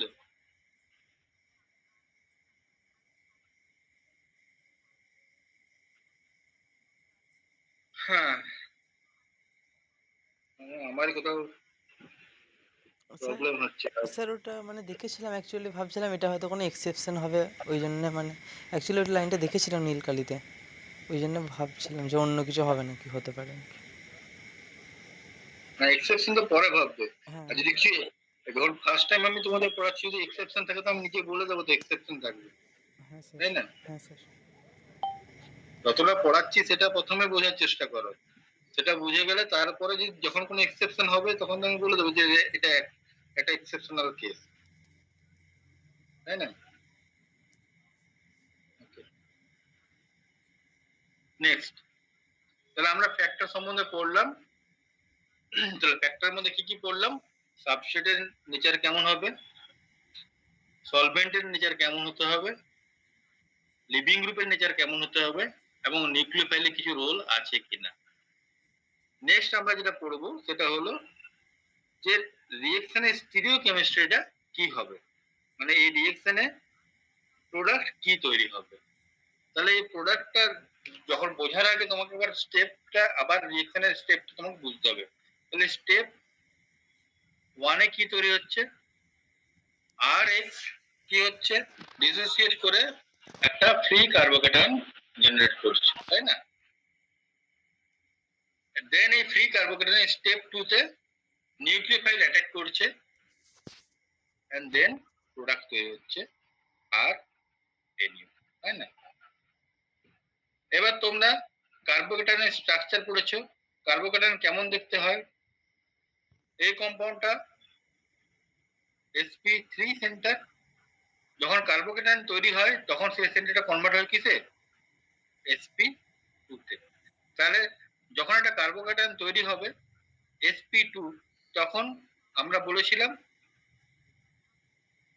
তিনটে যে সাবস্ট্রেট থাকবে, for example R1, R2 and R3, তিনটে যে substrate থাকবে তারা একই প্লেনে থাকবে, এবং above the plane and below the প্লেনে এমটি পি অরবিটালটা থাকবে, তাই না? এটা তো sp2 কার্বোকেটায়নের স্ট্রাকচারাল ফিচার্স, তাই তো? তাহলে নেক্সট স্টেপে যখন নিউক্লিওফাইল অ্যাটাক করবে,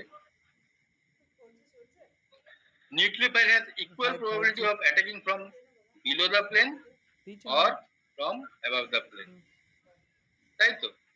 ইকুয়াল প্রবাবিলিটি নিয়ে অ্যাবাভ এন্ড বিলো দ্য প্লেনে অ্যাটাক করতে পারে। তাহলে যখন তোমার সাবস্ট্রেটটা যদি একটা কাইরাল সাবস্ট্রেট হয়, কাইরাল সাবস্ট্রেটটা যখন কার্বোক্যাটায়ন তৈরি করবে তখন সেটা অ্যাকাইরালে কনভার্ট হয়ে যাবে। and now যখন above the plane and below the plane দিয়ে অ্যাটাক করবে তখন দু রকমের প্রোডাক্ট তৈরি হবে। ধরে নাও তুমি শুরু করলে আর আইসোমার দিয়ে, এখানে তুমি একটা হবে আর আইসোমার, একটা হবে এস আইসোমার, ঠিক আছে? R isomer and S isomer. For example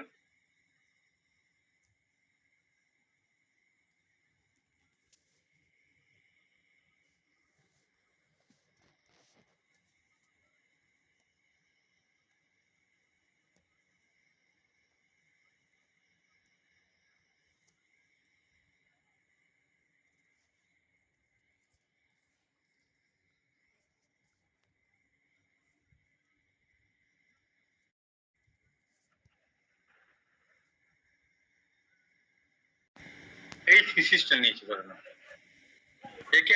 একে রিঅ্যাকশন করছো হাইড্রোক্সাইড আয়ন দিয়ে, তাহলে এই স্পিসিসটার নোমেনক্লেচার কি হবে বলো মোনালিসা? এটা আর না এস? এই স্পিসিসটার নাম কি হবে বলো?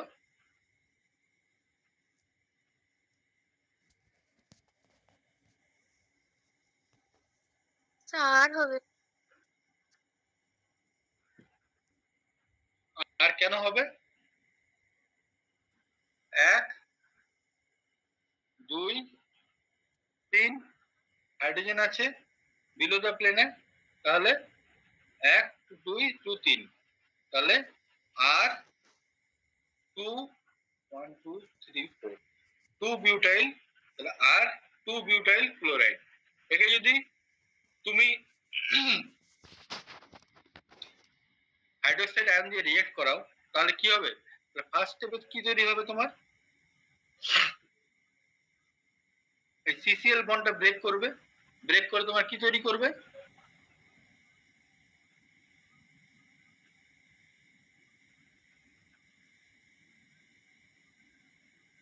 C2H5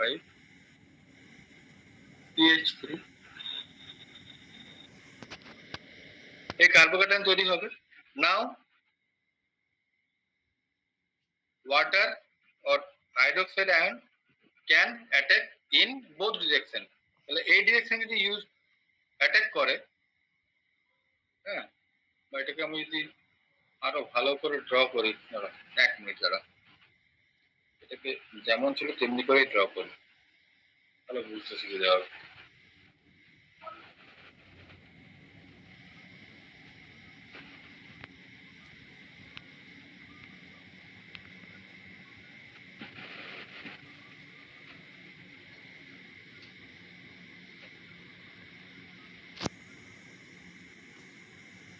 এই CH3 এটা হবে হাইড্রোজেন, এটা হবে C2H5, তাই তো? এরকম একটা কার্বোক্যাটায়ন জেনারেট করবে। না যদি OH মাইনাস, এটা ধরো পাথ A আর এটা path B, OH minus attack করছে, ঠিক আছে? পাথ A তে যদি অ্যাটাক করে তাহলে কি হবে? স্ট্রাকচারটা কেমন হবে? CH3 OH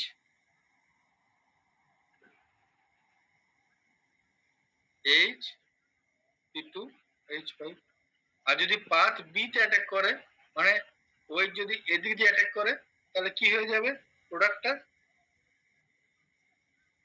OH CH3 C2H5 and then H। এবার এদের আরএস নোমেনক্লেচার করো। অবভিয়াসলি প্রায়োরিটিটা 1, এটা 2, এটা 3, তাহলে 1 2 2 2 3, তাহলে এটা হয়ে যাবে আবার আর। আর এর কি হবে? 1 2 2 2 3।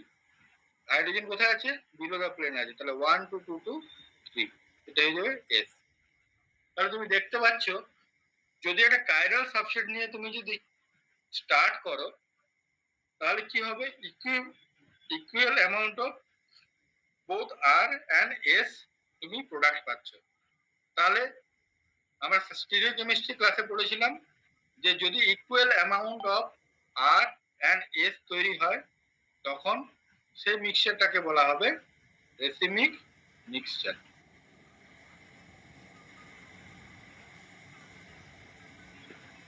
তাই না? তাহলে SN1 রিঅ্যাকশনের ক্ষেত্রে আমরা দেখতে পাচ্ছি যে যদি একটা অপটিক্যাল অ্যাক্টিভ কম্পাউন্ড দিয়ে তুমি শুরু করো তাহলে তুমি অলওয়েজ অপটিক্যাল অ্যাক্টিভিটি লুজ করছো। কেন? কারণ এখানে ফরমেশন অফ অ্যাসিডিক মিক্সচার হচ্ছে। তো this is one evidence of evidence for what? For reaction is going through SN1 pathway, ঠিক আছে? পরবর্তীকালে যখন আমরা এভিডেন্স পড়ব সেখানে এটা একটা এভিডেন্স যে SN1 রিঅ্যাকশনের ক্ষেত্রে আমরা দেখছি যে যদি আমি একটা অপটিক্যালি অ্যাক্টিভ সাবস্ট্রেট নিয়ে আমি স্টার্ট করছি তাহলে আমি দেখতে পাচ্ছি যখন প্রোডাক্ট ফরমেশন হচ্ছে তখন সেই প্রোডাক্টের অপটিক্যাল অ্যাক্টিভিটি আর থাকছে না। সেই ক্ষেত্রে সেই জন্য আমরা বলতে পারি যে রিঅ্যাকশনটা SN1 পাথওয়ে দিয়ে যাচ্ছে, ঠিক আছে? কিন্তু রিয়েলি কি এই জিনিসটা হয়? মোস্ট অফ এটা হলো আইডিয়াল কেস, কিন্তু যখন আমি রিয়েল লাইফ এক্সাম্পল করছি, রিয়েল লাইফ এক্সপেরিমেন্ট দেখছি, ফর এক্সাম্পল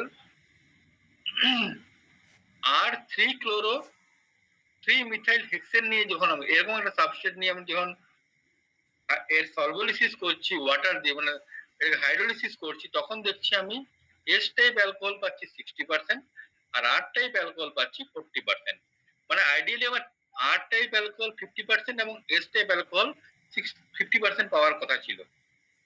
যেহেতু যে কার্বোকেটানটা জেনারেট করছে সেটার ইকুয়াল প্রবাবিলিটি থাকছে অ্যাটাক হওয়ার কার দ্বারা, নিউক্লিওফাইল দ্বারা। কিন্তু এই ক্ষেত্রে আমি দেখতে পাচ্ছি যখন একটা অপটিক্যালি অ্যাক্টিভ সাবস্ট্রেট নিয়ে আমি কাজ করছি, ফর এক্সাম্পল R3-chloro-3-methyl-hexane, এর যখন আমি হাইড্রোলিসিস করছি তখন বেশি পরিমাণে আমি এস প্রোডাক্টটা পাচ্ছি এবং কম পরিমাণে আর প্রোডাক্টটা পাচ্ছি। এর কারণটা কি? এর কারণটা স্টাডি করেছিলেন আইনস্টাইন, ঠিক আছে, সল ওয়াইনস্টাইন। উনি কি করেছিলেন? উনি এই মেকানিজমটি স্টাডি করে দেখতে পেয়েছিলেন যে আমরা যেটা বলছি যে একটা সাবস্ট্রেট যখন আয়োনাইজ করছে দিয়ে দুটো সেপারেট আয়ন তৈরি করছে, মানে ফ্রি কার্বোকেটায়ন জেনারেট করছে। এই ফ্রি কার্বোকেটায়ন অনেক ক্ষেত্রে দেখা গেছে যদি আমার যে নিউক্লিওফাইলটা অ্যাটাক করার আগে যদি ফ্রি কার্বোকেটায়ন জেনারেট না হয় তখন নিউক্লিওফাইলের একটা সাইড ব্লক হয়ে যাচ্ছে। কারণ কি? একটা সাইড ব্লক করে থাকছে, কি লিভিং গ্রুপ ব্লক করে থাকছে। তার জন্য আমার সবসময় যে নিউক্লিওফাইলটা অলওয়েজ অ্যাটাক করছে from back of the plane থেকে।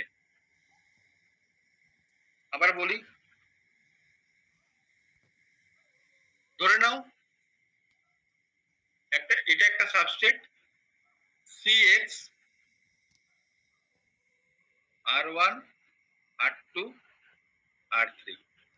এই মলিকুলটা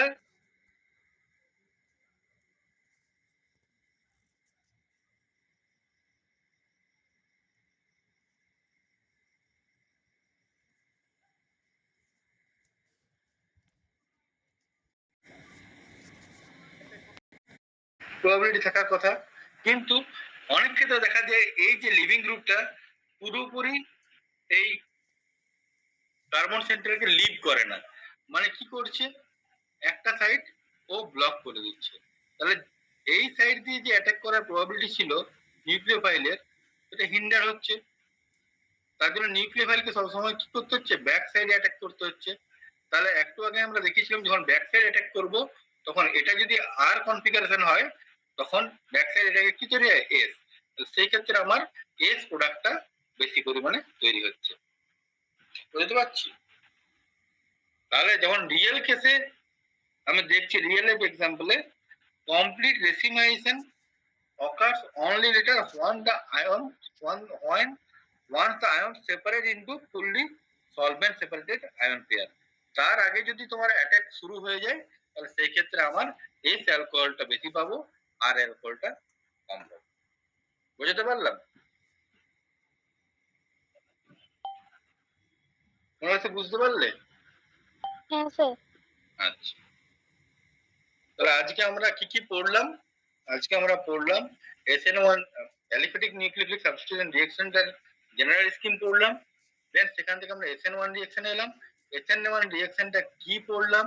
SN1 রিঅ্যাকশনের মেকানিজম পড়লাম, তার এনার্জি প্রোফাইল ডায়াগ্রাম পড়লাম এবং এর কি কি ফ্যাক্টর কন্ট্রিবিউট করে। ফর এক্সাম্পল সাবস্ট্রেট টাইপ কি হতে হবে, নিউক্লিওফাইলের নেচার কিরকম হতে হবে, লিভিং গ্রুপের নেচার কিরকম হতে হবে, সলভেন্ট কিরকম হলে সব থেকে ভালো, এগুলো পড়লাম। এন্ড আমরা পড়লাম স্টিরিওকেমিক্যাল আউটকাম অফ SN1 রিঅ্যাকশনে। সেখানে আমরা পড়লাম SN1 রিঅ্যাকশনে আইডিয়ালি যেহেতু ফ্রি কার্বোকেটায়ন তৈরি হচ্ছে সেই জন্য বোথ আর এবং এস প্রোডাক্ট তৈরি হওয়ার চান্সটা ইকুয়াল, তাই রেসিমিক মিক্সচার তৈরি হয়।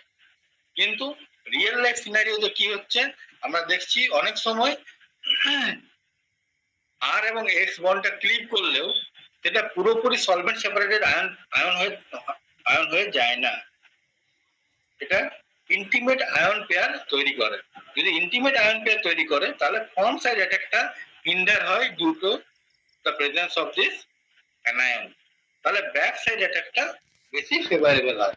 সেই জন্য আমরা দেখছি রিয়েল লাইফ সিনারিওতে মোস্ট অফ দ্য কেসে আমরা ইনভার্টেড প্রোডাক্টটা বেশি পাচ্ছি rather than the R product বা সেম কনফিগারেশনের প্রোডাক্টটা।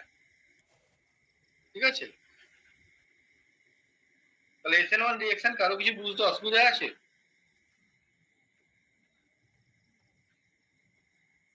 মোনালিসা বুঝতে পেরেছো SN1 রিঅ্যাকশন?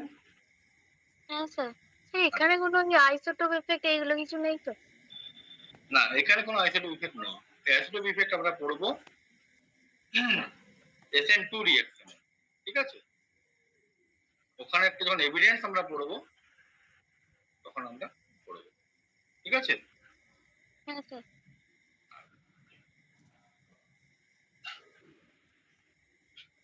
বলো। প্রাইমারি কাইনেটিক আইসোটোপ ইফেক্ট কোথায় কাজ করে? যদি ডিরেক্টলি সি আলফা বন্ডটা ব্রেক করে, তাই না? এক্ষেত্রে সেকেন্ডারি কাইনেটিক আইসোটোপ ইফেক্ট কিছুটা কাজ করতে পারে। আমরা পড়েছিলাম সেকেন্ডারি কাইনেটিক আইসোটোপ ইফেক্টটা কি? যদি মনে আছে তোমার? হ্যাঁ স্যার, এখানে বন্ড ব্রেকিং হয় না, কিন্তু রেটটা চেঞ্জ হয়। রেটটা চেঞ্জ হয় মানে কি? ধরে নাও CH3 হোল থ্রাইস CCl, এখানে তো এই বন্ডটা ব্রেক হচ্ছে, CH বন্ড তো ব্রেক করছে না, তাহলে no primary kinetic isotope effect, তাই না? কিন্তু secondary kinetic isotope effect show করতে পারে। কেন? কারণ এই যে কার্বোক্যাটায়নটা তৈরি হচ্ছে CH3C+, সেটা স্টেবিলাইজ কি দিয়ে হচ্ছে? হাইপার কনজুগেশন দিয়ে, তাই তো? তাহলে CH3 কে যদি আমি CD3 করি তাহলে তখন কি হয়ে যাবে? রেটটা কমে যাবে, তাই না? বুঝতে পারলাম? হ্যাঁ স্যার। তাহলে আমার SN1 রিঅ্যাকশনে কোনো primary kinetic isotope effect show করে না। আর কোনো কিছু ডাউট আছে এটা? মোনালিসা? না স্যার, আর কোনো ডাউট নেই এখন। বলো আনসি, বলো বুঝতে পেরেছো পুরোটা? এটা রাখো। হ্যাঁ স্যার, বুঝতে পেরেছি। নাজমি? স্যার, এই নিউক্লিওফাইল গুলো পোলার প্রোটিক, পোলার অ্যাপ্রোটিকের মানে বিভিন্ন বিভিন্ন হবে তো? মানে কোনোটা বেশি কোনোটা কম এরকম? নিউক্লিওফাইল না সলভেন্ট? হ্যাঁ, নিউক্লিওফাইল গুলো পোলার প্রোটিক সলভেন্টে আবার পোলার অ্যাপ্রোটিক সলভেন্টে। ও, ওটা তুমি যেটা বলছো সেটা নিউক্লিওফিলিসিটি। হ্যাঁ হ্যাঁ। নিউক্লিওফিলিসিটিটা আলাদা, একটা মধ্যে পড়িয়েছিলাম না যখন রিঅ্যাকশন মেকানিজম পড়েছিলাম, যে নিউক্লিওফিলিসিটি আর বেসিসিটির মধ্যে ডিফারেন্স কি পড়েছিলে তো? মনে পড়ছে? হ্যাঁ স্যার, বুঝলাম।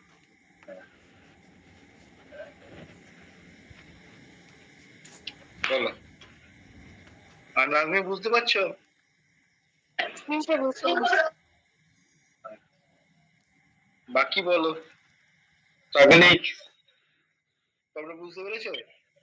হ্যাঁ স্যার। তেরেস? হ্যাঁ স্যার। শুভদীপ? পেরেছি স্যার। ঠিক আছে, তাহলে SN1 রিঅ্যাকশন তোমাদের কমপ্লিট হয়ে গেল। Evidence of SN1 reaction basically আমি তোমাদের এই যে টপিকটা এই যে পড়ালাম, যে rate reaction, rate of the reaction আর স্টিরিওকেমিক্যাল আউটকাম, এই দুটোই হলো এভিডেন্স অফ SN1 রিঅ্যাকশন। আচ্ছা, আরেকটা এভিডেন্স হয় যে ক্ষেত্রে কি হয়, যে ক্ষেত্রে আমি তোমাকে আজকে পড়িয়ে দেবো এভিডেন্সটা। তাহলে এভিডেন্সের একটা হলো রেট স্টাডি। রেট স্টাডি করে দেখা গেছে যে ধরে নাও for example CH3 whole thrice CCl,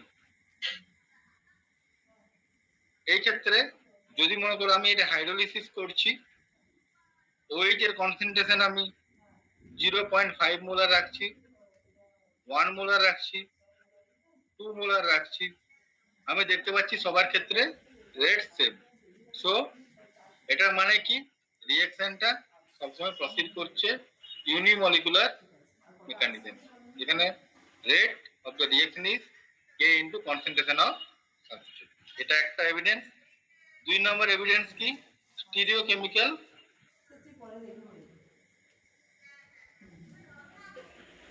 outcome. স্টিরিওকেমিক্যাল outcome কি আমার? যদি আমি একটা অপটিক্যালি অ্যাক্টিভ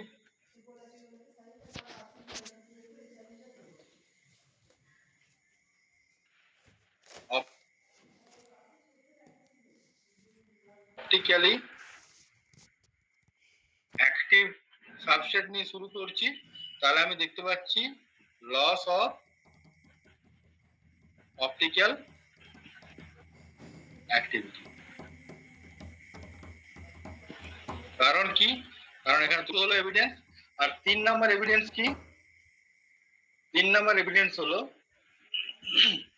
যে যদি তুমি এমন একটা সাবস্ট্রেট নিচ্ছ, ধরে নাও, ঠিক আছে, যদি তুমি এমন একটা সাবস্ট্রেট নিচ্ছ, ফর এক্সাম্পল যেখানে তোমার পসিবিলিটি থাকছে মোর স্টেবিলাইজড কার্বোকেটায়ন তৈরি করার। ফর এক্সাম্পল ধরে নাও এমন একটা সাবস্ট্রেট নিয়েছো CH3 CH CH CH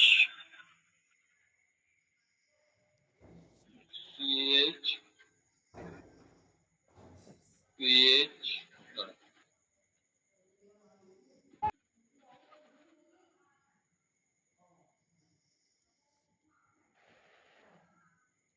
CH3 CH3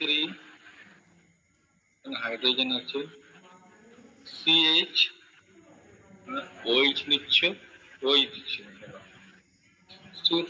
ওটা মুছে যাচ্ছে।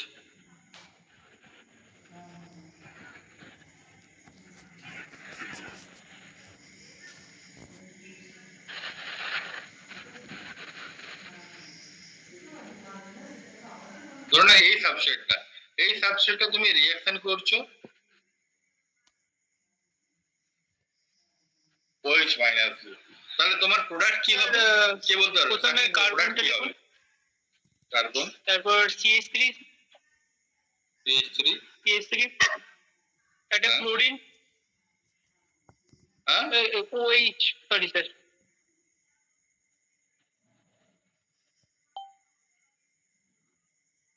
হাইড্রোজেনটা তো নিচে চলে আসলো, কারণ 3 ডিগ্রি তো কার্বোকেটায়ন বেশি স্টেবল হবে না। তাহলে আইডিয়ালি হওয়ার কথা ছিল কিরকম প্রোডাক্ট আমার? PH OH CH3, তাই তো? আইডিয়ালি এই প্রোডাক্ট হওয়ার কথা ছিল, কিন্তু আমি দেখতে পাচ্ছি আমার কি প্রোডাক্ট তৈরি হচ্ছে? CH3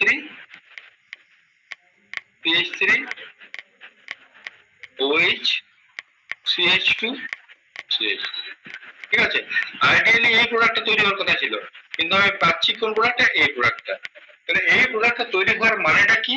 এই প্রোডাক্টটা তৈরি হওয়ার মানে হলো যে আমার এখানে একটা কার্বোকেটায়ন তৈরি হচ্ছে, যে কার্বোকেটায়নটা 2 ডিগ্রি কার্বোকেটায়ন, এবং যেহেতু এর পসিবিলিটি আছে এই প্রোটন মাইগ্রেট করে এটা 3 ডিগ্রি কার্বোকেটায়নে কনভার্ট হওয়ার, সেই জন্য সেই স্টেবিলিটি গেইন করার জন্য 2 ডিগ্রি থেকে 3 ডিগ্রিতে কনভার্ট হচ্ছে, এন্ড দেন নিউক্লিওফাইল অ্যাটাক করছে। বুঝতে পারলাম? তাহলে যেহেতু আমি এখানে একটা রিঅ্যারেঞ্জ প্রোডাক্ট পাচ্ছি, ফর এক্সাম্পল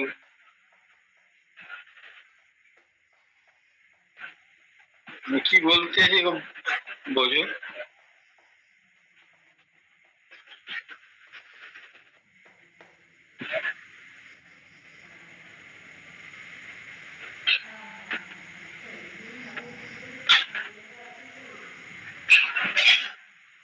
তাহলে প্রথম আমার কি তৈরি হবে?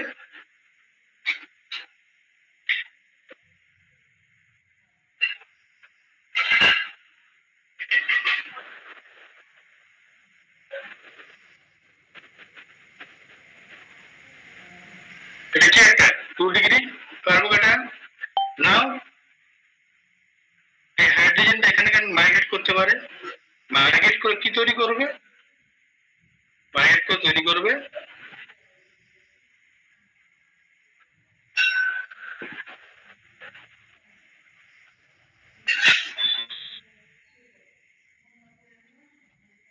নাও দিস ইজ 3 ডিগ্রি কার্বোকেটায়ন। তাহলে আমরা জানি 3 ডিগ্রি কার্বোকেটায়নের স্টেবিলিটি 2 ডিগ্রি কার্বোকেটায়ন থেকে বেশি, তার জন্য নেক্সট স্টেপে যখন ওয়াটার অ্যাটাক করবে তখন আমি কি পাবো? CH3 whole twice COH C2H5. The formation of this rearranged product indicates that this mechanism is going through formation of a carbocation intermediate. ঠিক আছে, তাহলে আমরা এভিডেন্স অফ SN1 রিঅ্যাকশনও পড়ে নিলাম। প্রথমটা কি, রেট আমি কম্পেয়ার করলাম বিভিন্ন কনসেন্ট্রেশন অফ নিউক্লিওফিল দিয়ে, সেখানে দেখছি আমার রেটের কোনো হেরফের হচ্ছে না। আর সাবস্ট্রেটও তুমি চেঞ্জ করতে পারো প্রাইমারি, সেকেন্ডারি, টারসিয়ারি দিয়ে। টারসিয়ারি ক্ষেত্রে সব থেকে বেশি হচ্ছে, প্রাইমারি ক্ষেত্রে সব থেকে কম হচ্ছে, সেটাও বলতে পারো। তাহলে evidence in favour of the unimolecular nature of this reaction. 2 number, carbocation stereochemical outcome থেকেও বলতে পারো। যদি আমি একটা অপটিক্যালি অ্যাক্টিভ সাবস্ট্রেট দিয়ে শুরু করি, তাহলে আমি যে প্রোডাক্ট পাচ্ছি সেটা রেসমিক মিক্সচার পাচ্ছি, তার ফলে প্রোডাক্টের অপটিক্যাল অ্যাক্টিভিটি লুজ করছে। এটা আরেকটা এভিডেন্স যে এই রিঅ্যাকশনে কার্বোকেটান জেনারেট করছে, এবং এই কার্বোকেটানের যে এমটিপি অরবিটালটা আছে সেটা দুটো দিক দিয়ে above the plane and below the plane equal probability তে অ্যাটাক্ট হতে পারে বাই দ্য নিউক্লিওফাইল। ফলে আমার বোথ আর এবং এস ইকুয়াল পার্সেন্টেজে তৈরি হচ্ছে। আর 3 নাম্বার হলো যে আমি যদি এমন একটা সাবস্ট্রেট নিই যেখানে কার্বোকেটানের রিঅ্যারেঞ্জমেন্ট পসিবল, সেক্ষেত্রে আমি রিঅ্যারেঞ্জ প্রোডাক্টও পাচ্ছি। সেটা ইন্ডিকেট করছে যে আমার রিঅ্যাকশনে একটা কার্বোকেটান তৈরি হচ্ছে। ওকে, তাহলে আমাদের SN1 রিঅ্যাকশন কমপ্লিট হয়ে গেল। নেক্সট দিন আমরা SN2 পড়বো, আর দেন আমরা SN1 এবং SN2 রিঅ্যাকশনের একটা কম্পারেটিভ স্টাডি করব। ঠিক আছে, আচ্ছা আজকে এতটাই থাক। আশা করি সবাই বুঝতে পেরেছো। কারো কিছু ডাউট আছে?